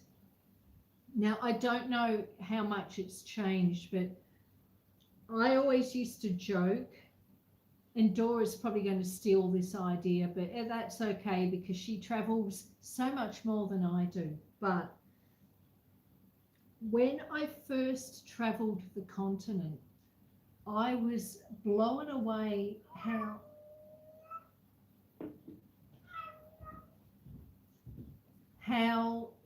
the public toilets and the toilets in hotels were, oops, hang on. Hang on. Okay, I'm back. I've got the dog. I was blown away by how the toilets in the hotels and the public toilets in the different countries, how much they varied from country to country. I remember my first port of call, the very first time I went to the continent, I started off in Holland, in Amsterdam. And when I went to the toilet, it looked like a normal, everyday toilet until you looked into the bowl.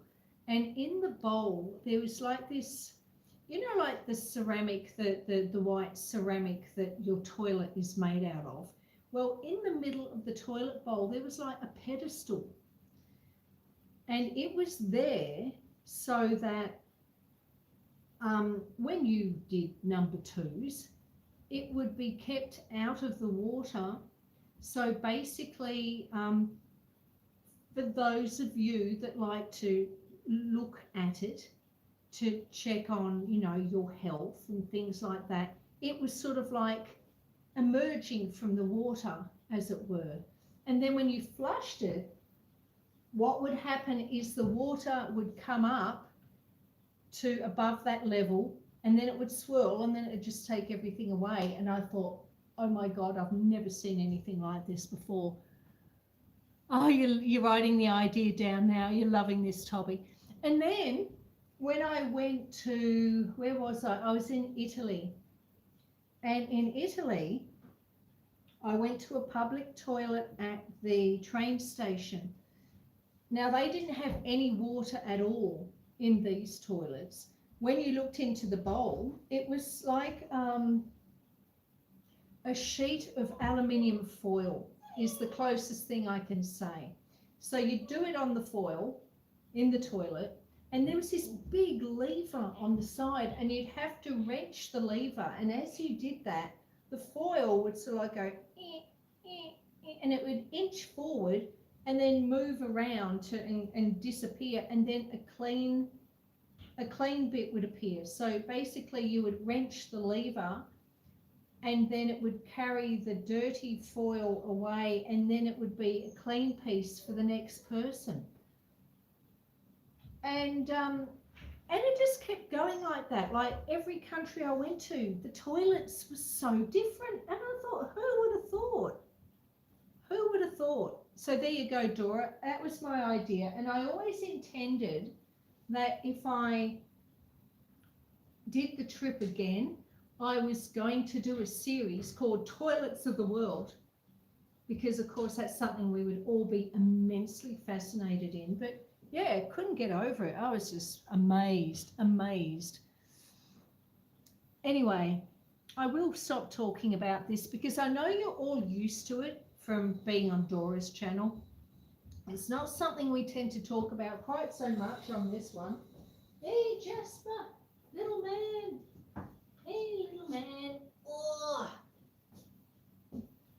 Oh, he's getting so big. He's getting so big. Oh, you haven't seen that, Dora. Well, you haven't lived then, clearly. You haven't lived.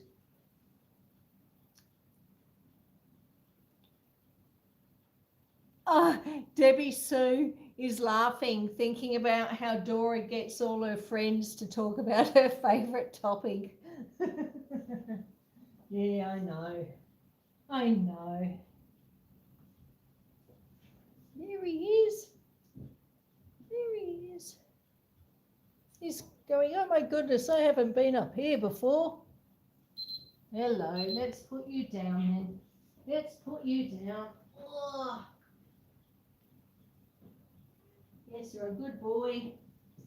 Yes, you are. You're a good boy.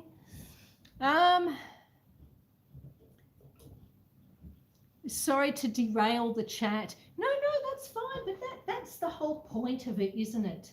It's the whole point of it. That's why I say to you all, thank you for coming into my lives and spending time with me. On a Tuesday, we all wander around the farm, but Saturdays, the weekend lives, is about, because I live quite remotely, there's not really people that close who can pop in. And it's so nice to be able to have you guys who are all my friends. And, I sit here pottering in the kitchen and I've got my cuppa and I've got my friends and conversations, natural conversations. If I had a room full of actual live living people sitting here around the bench with me, we would be doing this exact same thing. Conversations go off on the weirdest tangents. Conversations evolve. You can go into a conversation thinking you're talking about making a Middle Eastern coffee cake and suddenly you're talking about toilets in Italy, And that's what's so great about having people and having friends that you can chat to. Nicholas says he's very quiet. Susan, he's a quiet boy. He's very chill. Susan, you need a chicken and a cow icon. Yes. Well, I wasn't sure only because with the memberships, if you're a member for 4 weeks, you're an egg. Once you get to a month, you become a chick that's hatching out of the egg. Once you get to 2 months, you become a Rhode Island Red. And then the next one is 6 months. And when you get to the 6-month level, I was going to have sheep. And then after 6 months, I think it jumps up to 12. And then you were going to be a cow. So I sort of thought that I would make the cows and the sheep for the membership levels. But yeah, look, we probably are going to do some animal ones. I have been trying to talk my daughter into doing a Jasper face. So we got a Jasper paw print, but we don't have a Jasper face. And I think that would be really cute, don't you? Everyone's saying squirrel, squirrel. I love squirrels. Squirrels are great. I guess poopery would not work there. Oh, Katie.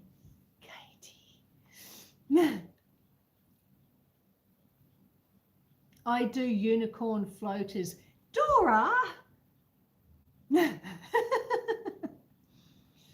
And that was information she was sending to Paul. So Paul, I don't know whether that was something you specifically requested.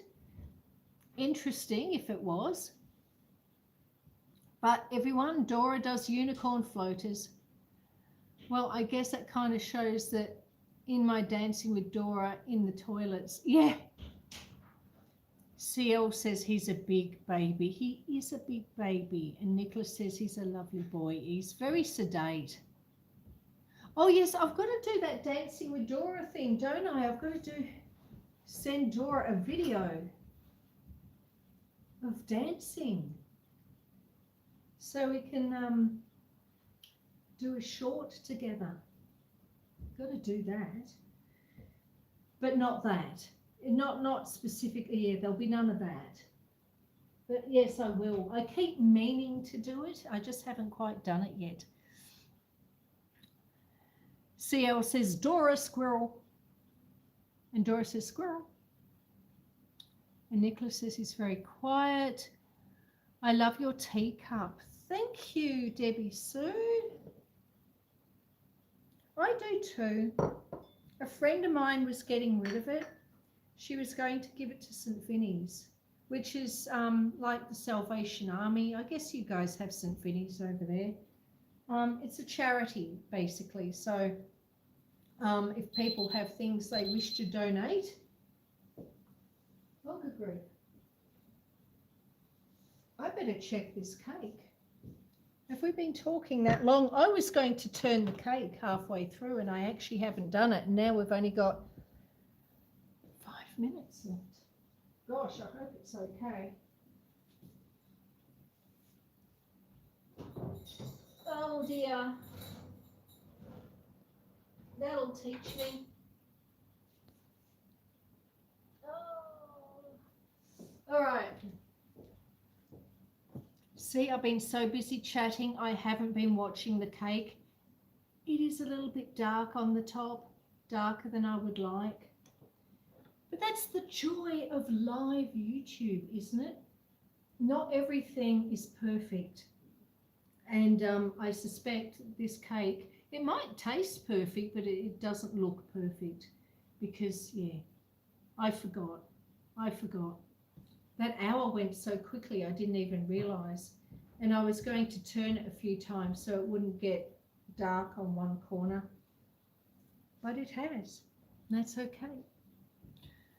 Oh, it will be lovely. Those are my people. You're my people, Susan. Thank you, Dora. You're my people too. You're all my people. You're all my people. I love you all so much.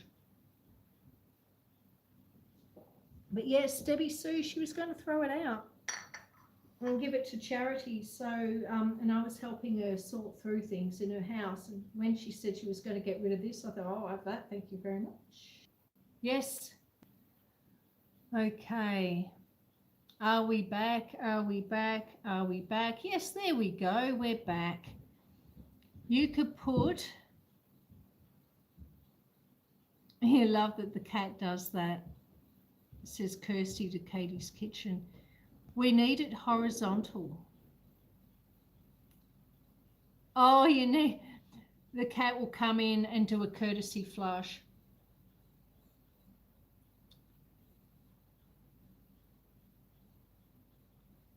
I love that your cat does that.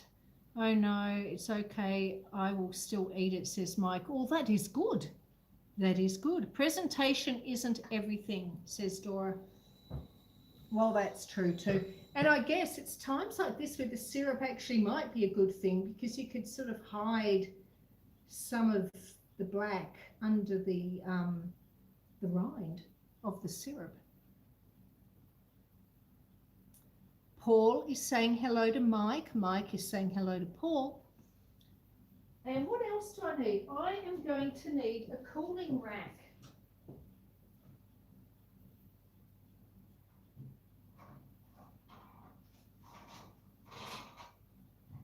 All right. I think we'll go with this one. we will go with this cooling rack. Whoops, throwing things on the floor because it's what I do. Thank goodness for this cup of coffee. It's keeping my throat lubricated, which I really need.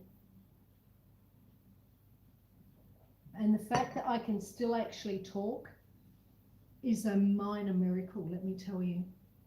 27 thumbs up. Thank you very much for the 27 thumbs up.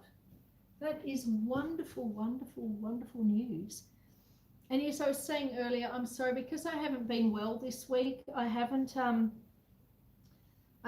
a chance to keep up with comments.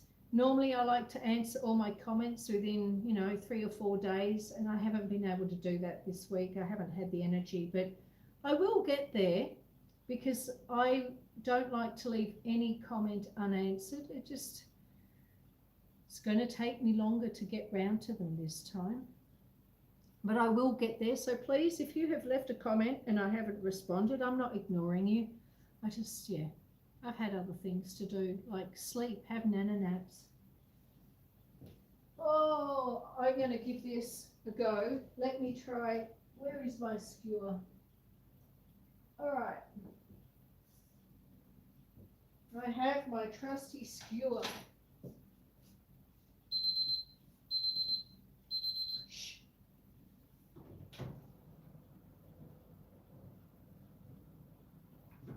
Alrighty.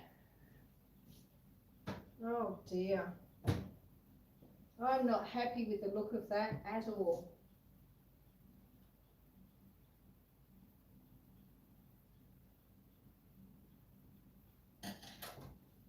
Okay. The skewer has come out clean, which means that the cake, the batter, is done. Unfortunately,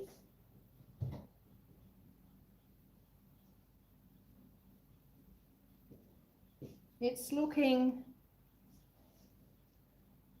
fairly dark.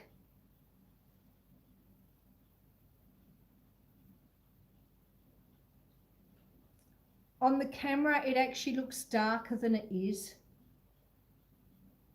So, yeah, it's not black. Let me put it down here.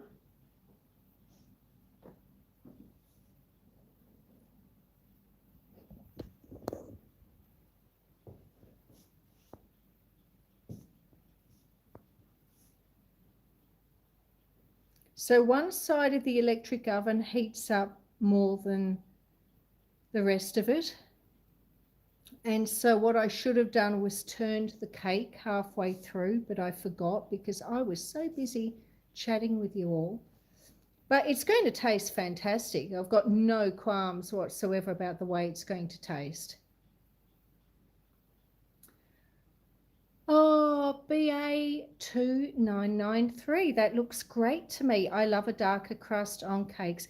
Thank you so much for saying that. That makes me feel so much better. And welcome in. I don't think I know you. I'm Susan, in case you don't know me. I'm in the Alpine region of Victoria, Australia, and it is our winter. And so every Saturday we come in. During the week we have our wander around the farm, and on a Saturday we sit and we pot it in the kitchen, just like you would if you weren't on YouTube. I think the weekends, Saturdays, it's nice to just catch up with your friends, have a cuppa, have some cake, let the conversation evolve, and talk about toilets and squirrels and weird things like that. But welcome in. Welcome in. It's lovely to have you here. We are a lovely little community, and it would be lovely if you could join us again and come back. Hey Susan, you could put up a cute Christmas card with the puppy. Oh yes, I could. That's true. That's true. Nicholas says, hey Susan, I forgot, but in one of your sheep shearing posts, was there a llama with the sheep? It was an alpaca, yes. He passed away, Nicholas. His name was Pac-Man. Pac-Man the alpaca. But he was very old, very, very old. And we didn't bother replacing him because we're sort of trying to phase out the sheep now, because as a farm I can earn more money with cattle than I can with sheep. The sheep I have because I love them and because they're cute. I'm not a big fan of eating lamb myself. I don't eat it. So I don't have them because I eat them. I don't have them because I make a lot of money from them, because you don't make a lot of money from sheep, and I don't enjoy the meat flavour either. So for me it made sense. I'm just letting the sheep are just like naturally retiring. Some of them are like 17 years old, but every year I lose one or two, and then the pastures are given over to the cattle. The cattle have the ability to earn more for the farm, which is what money that we desperately need, you know.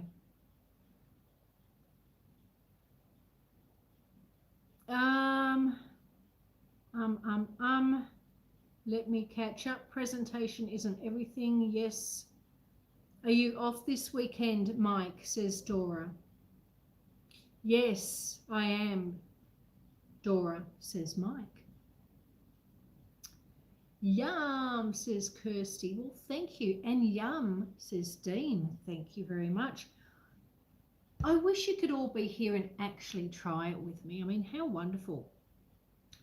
BA 2993 says, hi Susan and all. I was introduced to you by our friend Nirali. Ah, I know. Yes, yes, yes. Thank you for the kind welcome. You're most welcome. The channel he's talking about there is John from Driving Daily, and also he has a second channel called Real Thoughts Project. So John is a wonderful man. I haven't had a chance to get onto any of his lives. I don't think I've had a chance really to get onto any lives this last week and a bit, because I've just been getting more and more sick.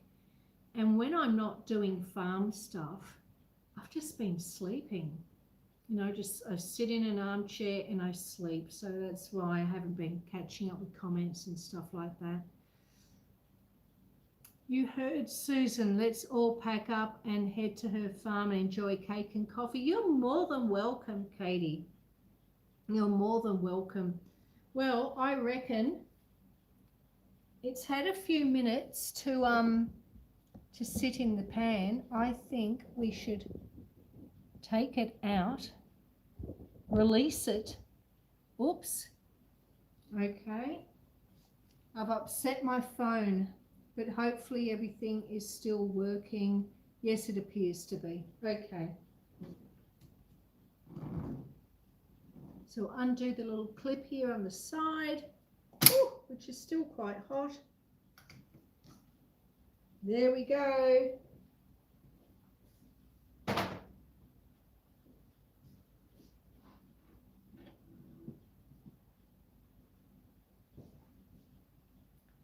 And you can see there with the parchment paper how it's standing nice and proud, and it would have been flat against the side of the tin. So that's why I put those little cuts going the whole way round. Otherwise you end up, your parchment paper bunches up around the sides, and that marks your cakes. Now, I mean, and that doesn't matter, especially since I've managed to burn this one. But if you're like entering it in a competition or something, you wouldn't want marks in your cake around the side. And then what you do is you just like Oh, and this is so satisfying doing this. This is like popping bubble wrap, okay? Whoops, don't want to drop it. I might put it back down. Wouldn't that be a disaster if I dropped it?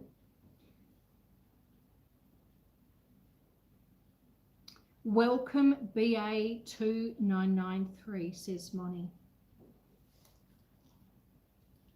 So I'll just take this, peel down this parchment paper.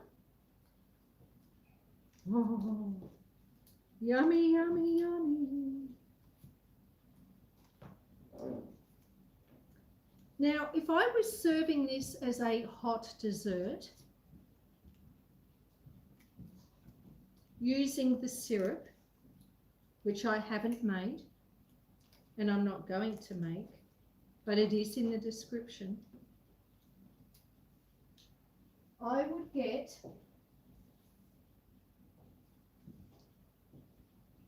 a toothpick at this point, and I would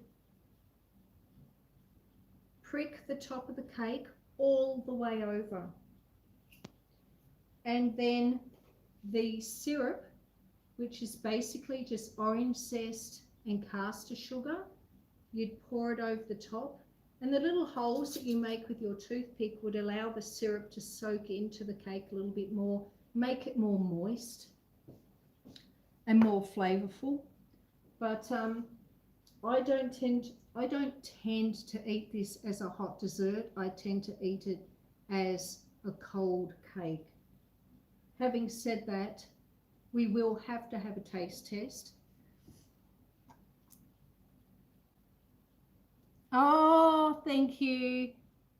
BA says this is a great road trip for sure. Well, thank you very much. I'm glad you're enjoying it. If you come in on a Tuesday, Tuesdays, which would be your Monday, I'm guessing, is when we have our farm walkabout. And when it's not raining, we do a walk at the farm and we go and have a look at the chickens and the cows and the sheep. And we walk up the top of the hill and we have a look at the mountain view. And when it's raining, we sit inside by the fireplace and look at a dog instead. So, but more often than not, we're outside on a Tuesday.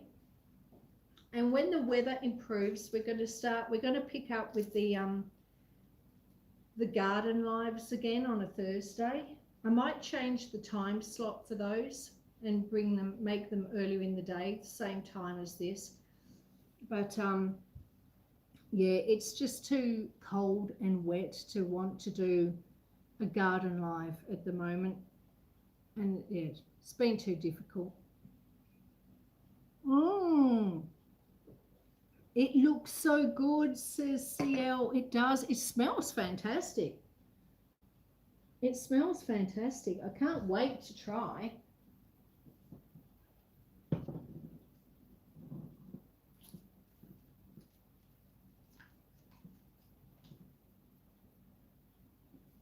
I cannot wait.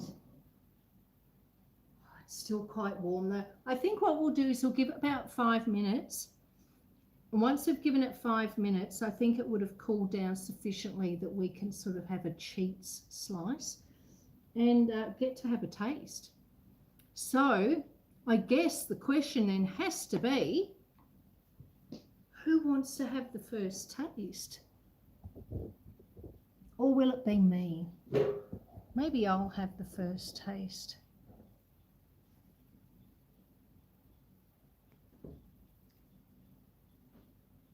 There's the trusty wood stove.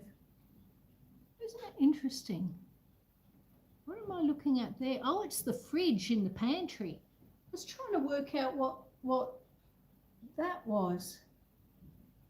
That thing there, it's the fridge. There you go. It's funny, everything looks different on camera.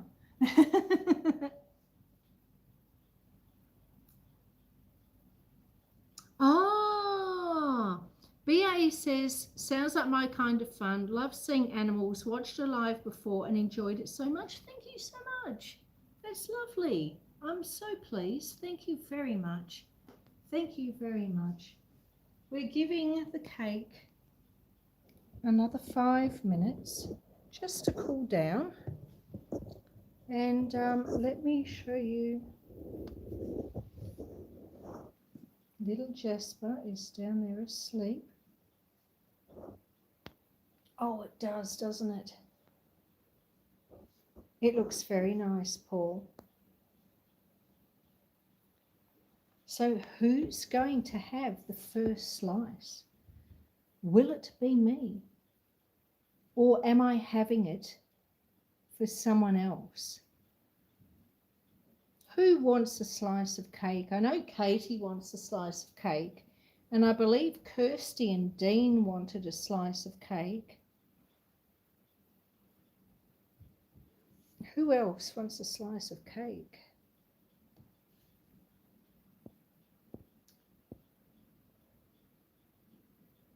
Showing you some of the random bits and pieces up there. Yes, we do. Yes, we do, says Kirsty. Well, I will have a piece of cake for you, my love. And Dean.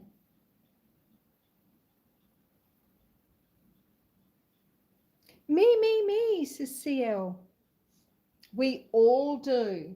Oh my God, I'm going to get so fat. I'm going to be so full. Can you imagine? How many slices of cake am I going to have to eat?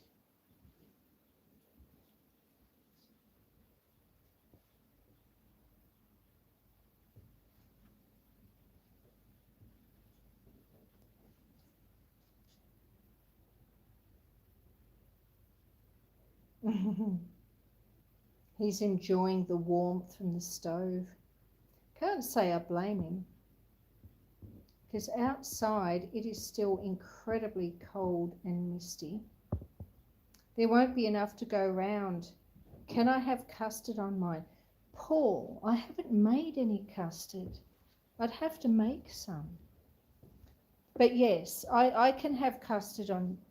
I can make some custard for you. Not today on the live, but trust me, it'll happen. There's some parrots out there. CL says I'm baking a cake later this month, but I'm going to do... Hang on, you're going to do what? It's disappeared off the screen. I don't dare touch my screen because when I do, weird things happen. Hang on. Oh, a bundt pan. Yes, yes. Oh, very nice. Did you see, CL, the cake that I did for my birthday in May?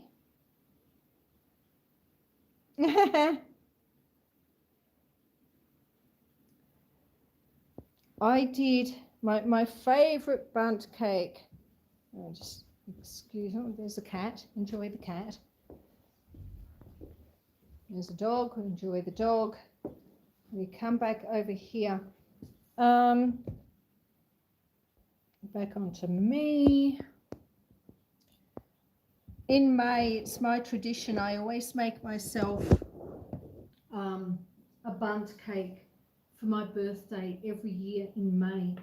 And in May, I did a birthday live where I sat outside and I had a couple of presents. So I opened the presents, and then in the afternoon, it's my tradition with my daughter that we make the birthday cake together. So we did that. It wasn't in a live because she doesn't do YouTube. She doesn't like any sort of, she's not really into social media and she doesn't want her face on there, which I completely get. But I did post photos of it on the YouTube page and also on the Facebook page too, I believe, if I remember rightly. But that is the most fantastic bundt pan. Let me get the pan for you, CL.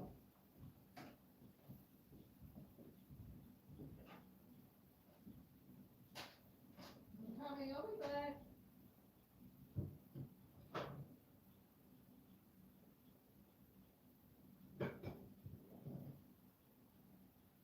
Okay, so I have 3 bundt pans to show you. The one I do for my birthday each year, CL, is this one.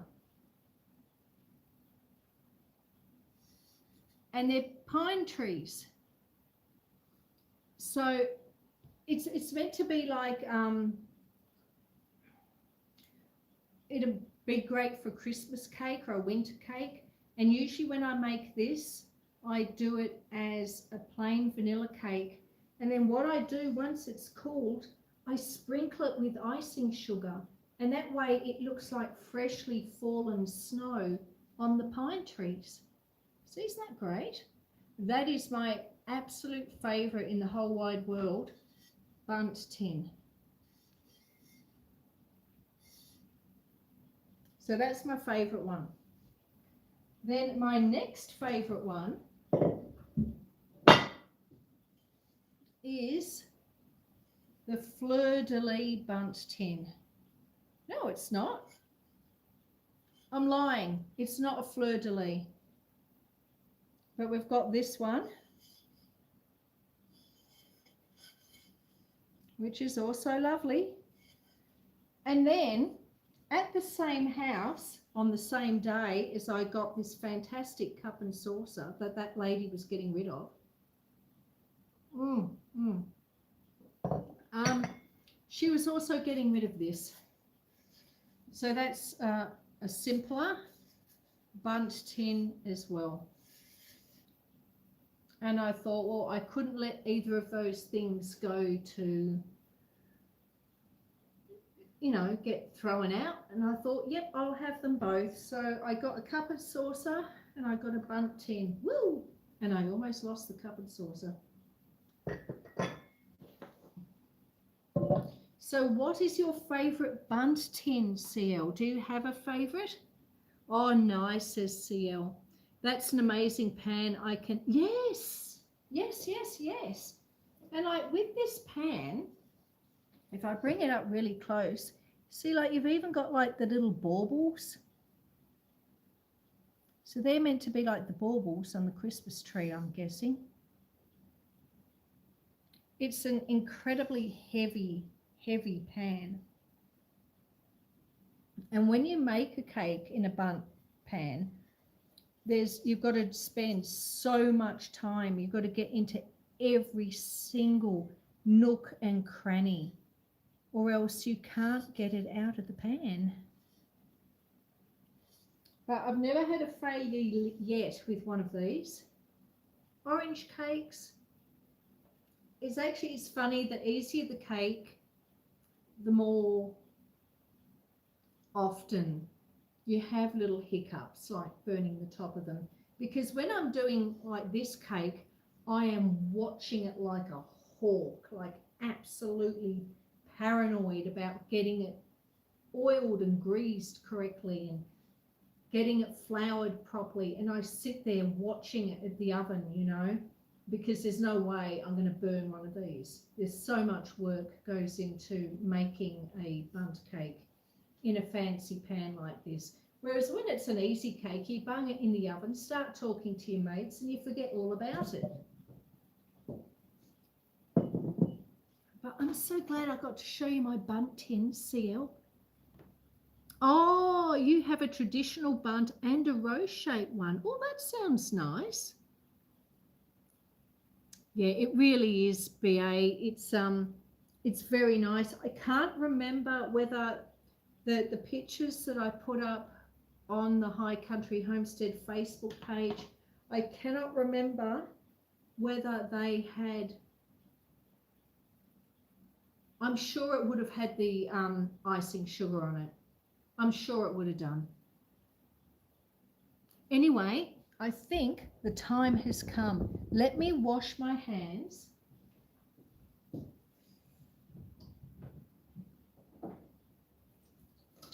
And the cake's not going to be totally cold, okay? There's no way, but who can wait?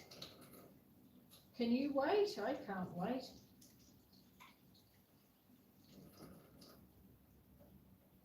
Where have I put the hand towel? There it is. It is hard to wait when it comes to cake.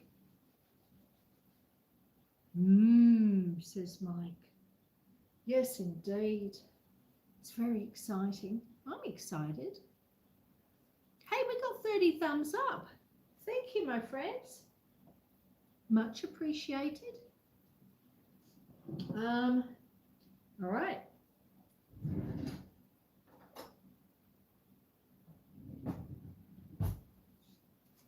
I suppose I should probably, can I get this off? Hey, little man. My little man's awake. He's come to sit on my feet. Hello, darling. Yes, you're a good boy. You're a good boy. Yes, you are. Yes, you are.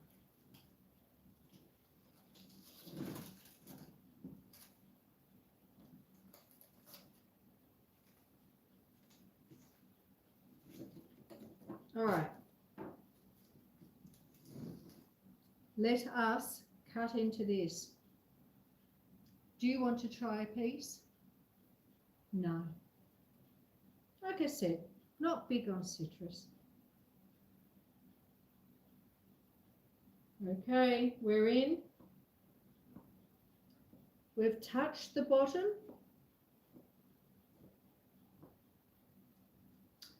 And of course, if this is a birthday cake and I touch the bottom, I'd have to touch, what is it? What's the tradition? If you touch the bottom when you're cutting it, you have to kiss the nearest boy. Well, the nearest boy is the dog, so I'm pretty glad it's not a birthday cake. Oh, although I suppose I could give him a kiss on the nose or something. All righty. Oh, I should have taken a photo. And I probably should have cut myself a smaller slice too. I have accidentally, of course, cut myself a remarkably large slice. Ah, well. Look, sometimes you just have to be a martyr to the cause, don't you? It's amazing how on a live we just come up with things to chat about, says CL. It's true. It's true, CL. That's what I was saying earlier about when you're actually out with your friends at a cafe or out shopping, or you've got friends over in your home or you're visiting. That's what conversations naturally evolve and go down all sorts of weird roads and weird tangents. And when I'm on a live and you, all my friends are in the kitchen with me, same thing happens. Dora mentions toilets and there we go. Suddenly we're traveling to Amsterdam and Italy and talking about all sorts of weird and wonderful things. And of course, now that she's done that and she's sort of, you know, dropped the quality of the conversation somewhat for a moment there, I suspect she's disappeared. She's sort of come in, done her piece about toilets, and then gone. That's all right, Dora. You know I'm kidding. I love you. I love you lots. All right, cake. My God. It's actually a lot bigger than I thought. Oh, it's very hot. Okay.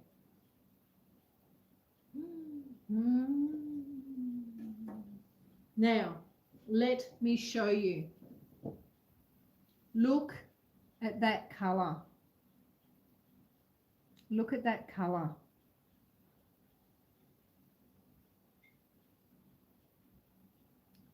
I hope the camera's doing it justice, but that is sensational. I know you are, says Dora. I'm off to work.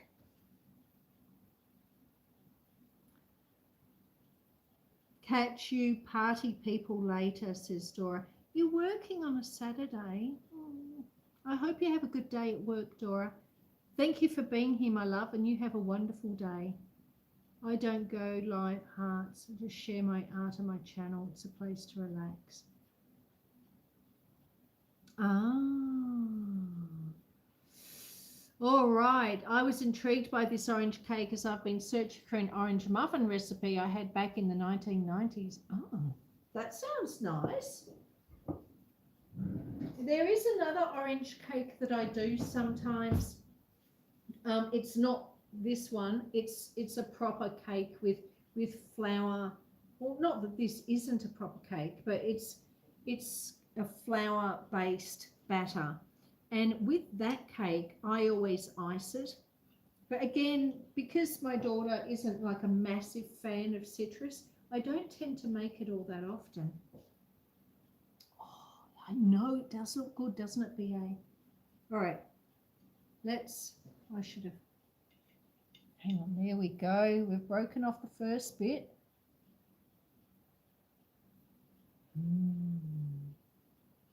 Yummy. Smells incredible. Oh wow.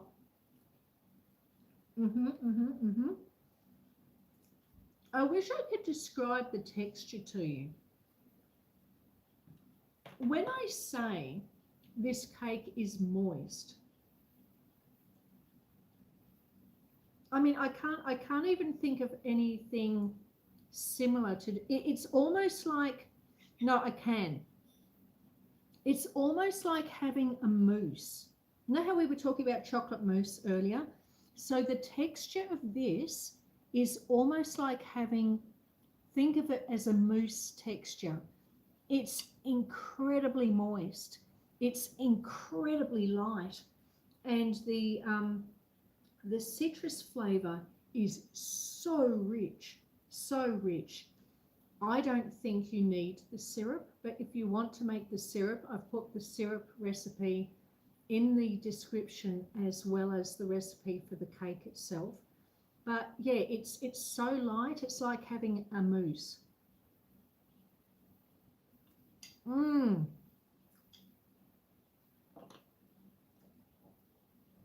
Oh my God, it's incredible.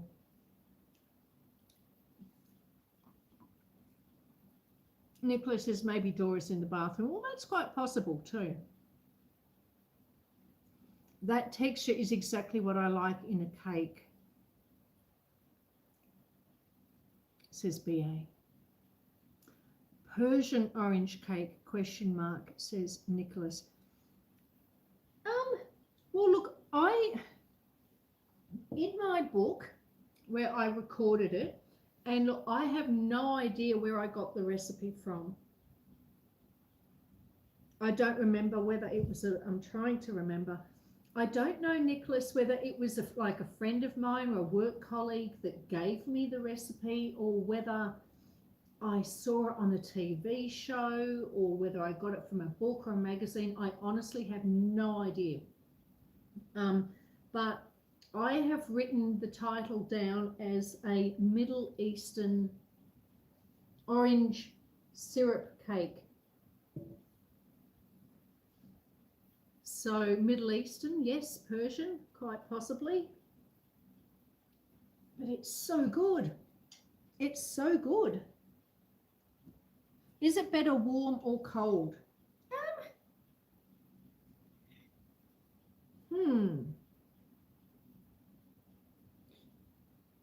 Honestly,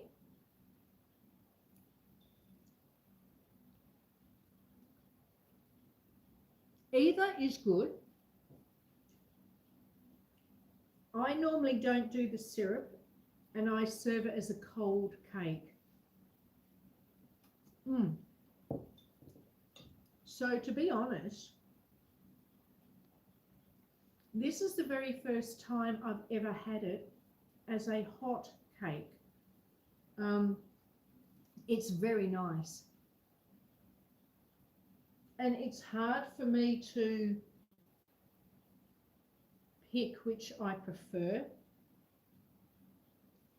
This is certainly quite different, but look, having it cold is also lovely. It does firm up ever so slightly as it cools.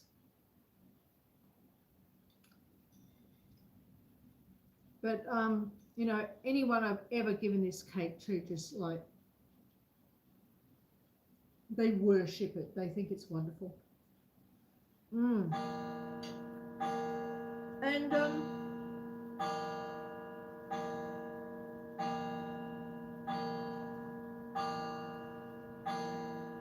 look, because it is alive and we're keeping things real, I did singe the top ever so slightly because I was chatting with all my friends and I wasn't watching the clock as closely as I could have been. But despite the fact that it is a little bit singed, I can't taste that. It doesn't taste burnt. And I guess it's not burnt. It's just, it's darker brown. We're going to go with darker brown because the intensity of the orange just overwhelms anything else. So, you know, you could probably burn it to buggery and you wouldn't be able to taste it. That's my theory. But yeah, it's beautiful. Really nice.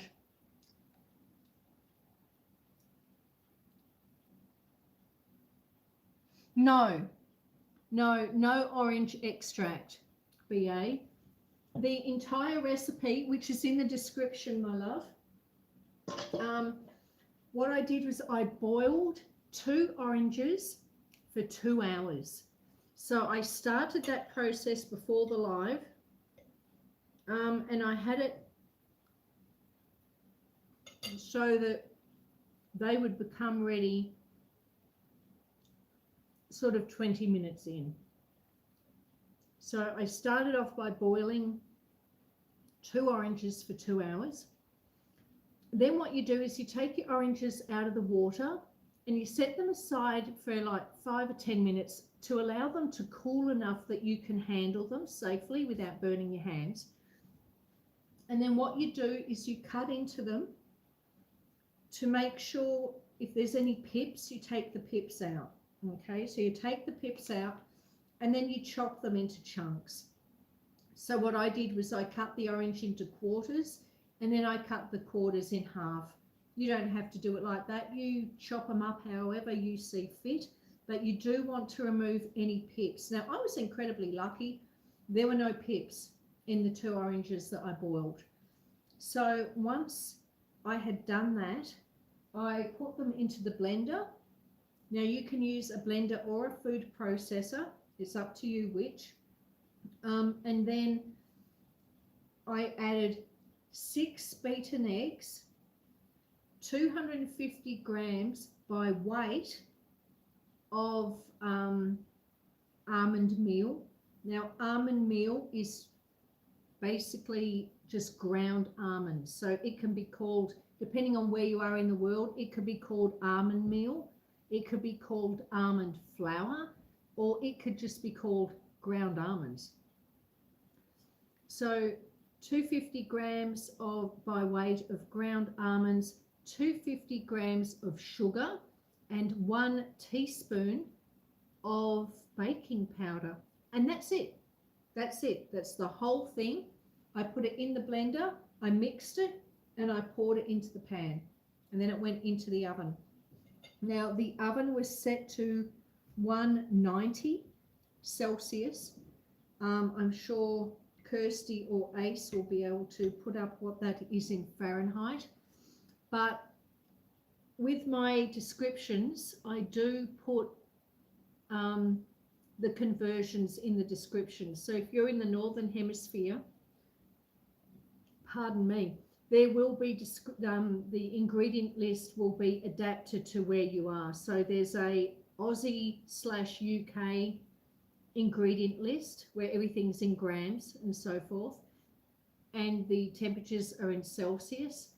And then there is, I've done the ingredient list again for US and Canada, where everything is in your weight measurements and your Fahrenheit and so on and so forth. And I did the same thing with the syrup that I haven't made. But really, once you've tried it, I think you would agree you probably don't need the syrup. Yes, that's right, Nicholas. Ball oranges, almond meal and syrup. Navel or Valencia? Um, I'm not sure. I'm not sure. Let me have a look. They're navel. These ones I used in this recipe were navel oranges. 375 Fahrenheit, says Kirsty. I thought it was.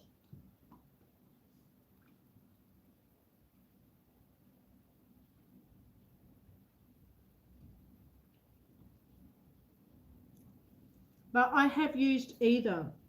I have used navel and I have used Valencia as well. But navel are the oranges which are more readily available to me. So I would say that over the years, they're probably the navel oranges I've been using more. But honestly, this is so good. Mmm. Mmm.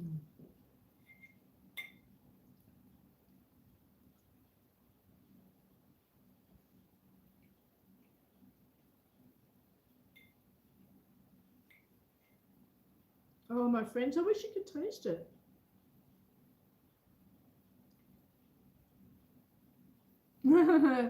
Yum. It's divine. It really is. The colour, which the camera's not really picking up, it's deeper than an egg yolk. I mean, it's a proper orange. If you got bought an orange or grew an orange and you peeled it, that's the colour.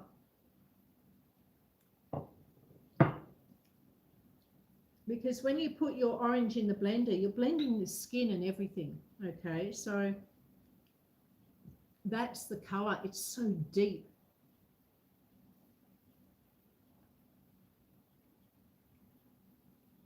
Mm.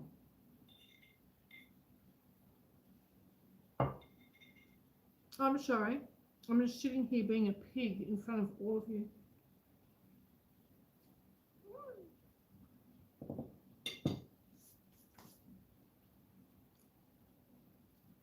Magnificent. Magnificent. I'm so thrilled. Yeah. That's right. Almond meal and syrup.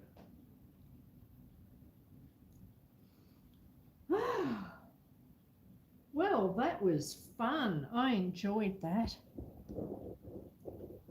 I enjoyed that a lot. Where's the dog gone? I was going to show you the dog.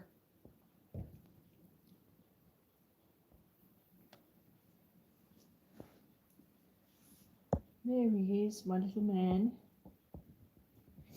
Asleep in the kitchen where it's warm in front of the stove.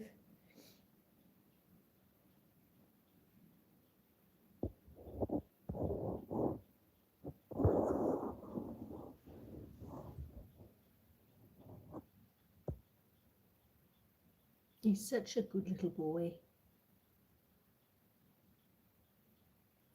So, next week, my friends, I reckon we'll probably do the Cornish pasties because I need to make some for my freezer. So I'll probably make, I'll make 4 or 8. I mean, they're a decent size. Let me show. I use a.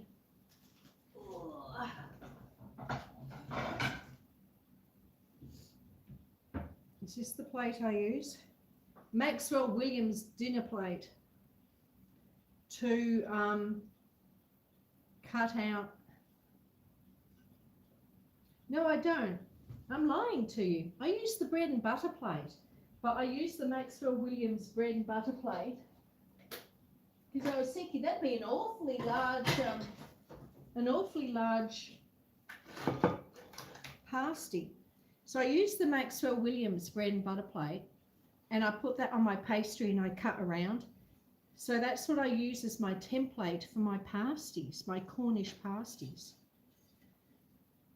Oh, you love Cornish pasties? Yes, me too, me too. Oh, well, you can always watch the replay. But I have noticed a lot of bakers, when you buy a pasty at a bakery or something like that, there's always carrot in it. And a proper traditional Cornish pasty does not have carrot. It has swede, which I think you guys call, is it rutabaga, ruta something or other. Anyway, it has swede in it. And when you cook sweets, they do turn orange. So I think a lot of people over the years, you know, they've gone into a bakery when they were a kid and they've bitten into this pasty that they've bought and they've seen the little flecks of orange and they've assumed it was carrot. And then as they grow up, if they start making their own pasties, they add carrot to it thinking it was carrot, but it was actually a swede that was in there. So I always use swedes. Cornish pasty is a traditional handheld savoury pastry deeply associated with Cornwall. Short crust pastry filled with chunks of beef, potato, swede, rutabaga, and onion. Exactly right. The only difference I make is because we live where we live, I prefer to use venison from deer that it is on the property that we have harvested here ourselves. It's a lot leaner. And really, I don't think it impacts the flavour that much. Like, to me, it still tastes like a Cornish pasty because the swede is what makes it. I really believe that. The swede is the thing that gives it its character and its flavour, the flavour that I remember growing up at least. So next week, we will make Cornish pasties. And the week after that, it will be Christmas in July. And I reckon we might make, fruit mince tarts. And have like a little semi-Christmas style live. But without the tree. I'm not putting that bloody great Christmas tree up again. And all those nutcrackers. I mean, there's over 30 nutcrackers now. I think we're approaching 40, aren't we? 40? We'll go with 35 because it's in the middle. 35 nutcrackers. No. I'm not doing all that again in the middle of the year. But we will have some Christmas food. I think that would be a great idea. Connor Burke is rocking those kettle emojis. See, there's the kettle over there on the wood stove. There's the kettle, beautifully drawn by my daughter. Rutabaga says Ace. That's right. Thank you very much to Kirsty for putting that information up about the Cornish pasties. BA says, I tried them in a British UK restaurant and absolutely adored them. They had a mincemeat type flavour, just divine. Yeah, they are. They are. When they're done well, they really are. And now I believe Kirsty's probably going to shoot me down in flames here. The original Cornish pasties, they weren't always savoury. What they used to do was, if I've got it right, one half was savoury, so the potato, onion, rutabaga meat, and then the other half of it was a sweet filling. Now, when I'm talking about like 100 or 200 years ago, like way back in the day. And of course, the crust around the pasty wasn't eaten; it was for holding. So they had a really thick crust on them, so they could use it like a handle. And so the miners, Their wives used to make these Cornish pasties, and it would be half savoury, half sweet. And they would put them in their pocket, straight in their pocket. And it would stay nice and warm, and it would keep them warm as they walked to work in the morning. And then when they had their break, they had their savoury and their dessert all in the one thing. But that has sort of died now. These days, a pasty is just savoury. You were spot on, Susan, says Kirsty. See, I love it when people agree with me. God, I wish people would do that more often. Thank you. But I love history. So see, they're the little, you know, interesting, but not necessarily important facts that I seem to store in my mind. Let me have a look. Kirsty says, in the 18th and 19th centuries, it was a common practice to make a single pastry that contained a savoury meal on one end, like beef, potato and onion, and a sweet filling like fruit, jam or treacle in the other. That's right. Yes, yes, Moni, old-fashioned fast food. Yeah, absolutely. And they just put them straight in their pocket. And it also served, like, you know, like these days you can buy on Amazon and eBay and things. You can buy those hand warmers that you put in your pockets in winter. Well, they used to use pasties, so it keep them warm and keep their fingers warm, and then they'd get to work. And when they wanted it, they could just pull out their pasty, have their mains, have their dessert, holding the crust, which was thick and made for that purpose. It was made for holding. It was made as a handle. And then they just like turf the pastry edging. Brilliant idea. Treacle or molasses. Being the UK, Moni, it would have been treacle, I'm fairly certain. But, you know, you could do molasses. Very interesting history, Susan. Michigan and other nearby states have pasties as well as a regular staple.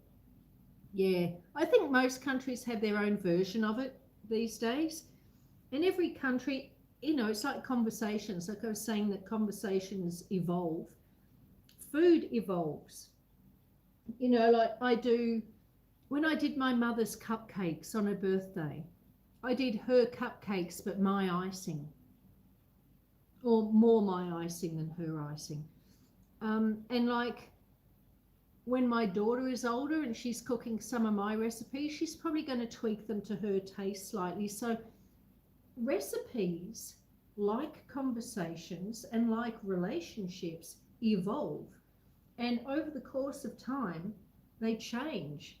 And yeah, so pasties in every part of the world, there's pasties all over the place, but they're all different. They've all sort of taken on their own life, as it were. Treacle is always sweeter than molasses. Yes, that is true, Kirsty. Molasses has a bit of a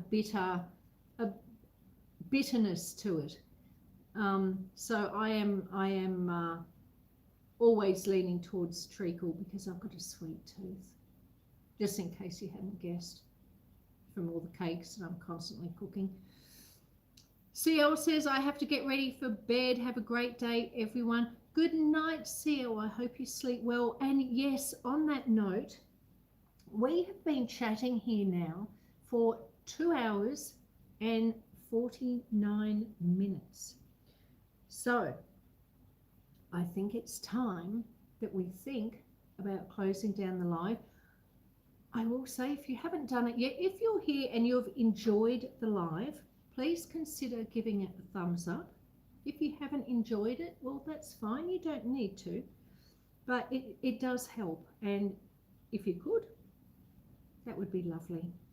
I would like to thank Kirsty and Ace for being here, as always, and putting up all those links and telling me what certain temperatures are in Fahrenheit and all those little trinkets of interesting information that come up in a conversation. So thank you for that, Kirsty. Thank you, Ace. Thank you for the links. Thank you, thank you, thank you. Thank you, everyone, for being here. Taking time out of your busy lives or your sleepless nights to come and potter in the kitchen with me. It has been wonderful having you all here and just being able to chat and natter with you all. Absolutely wonderful.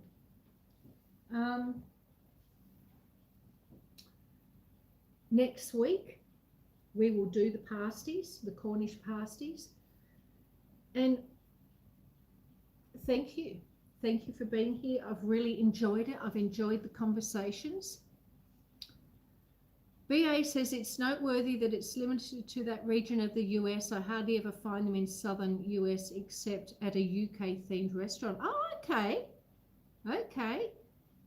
Oh, you're very welcome, Susan, says Kirsty. And Ace says, thank you, Kirsty, and great live, Susan. Much love to all. Thank you, Ace. Thank you, Kirsty. Thank you, everyone, for being here. We are such a great community. We are such a great little family. We're family, we're friends, we're mates, you know. And I love that. I love that for all of us. It's just always so wonderful to be on a live and to have all my friends here with me. And I'm sure you feel the same way. So thank you for being here. Everyone, have a wonderful night's sleep. Have a wonderful weekend. Stay safe. Take care. Spread kindness, of course. That's very important. And the last thing we've got to say is stay beautiful. And I love you all. And I'll see you all again in a couple of days when I do my farm walk around, and then next Saturday when we do Cornish pasties. Love you all, and I'll see you again soon. Bye.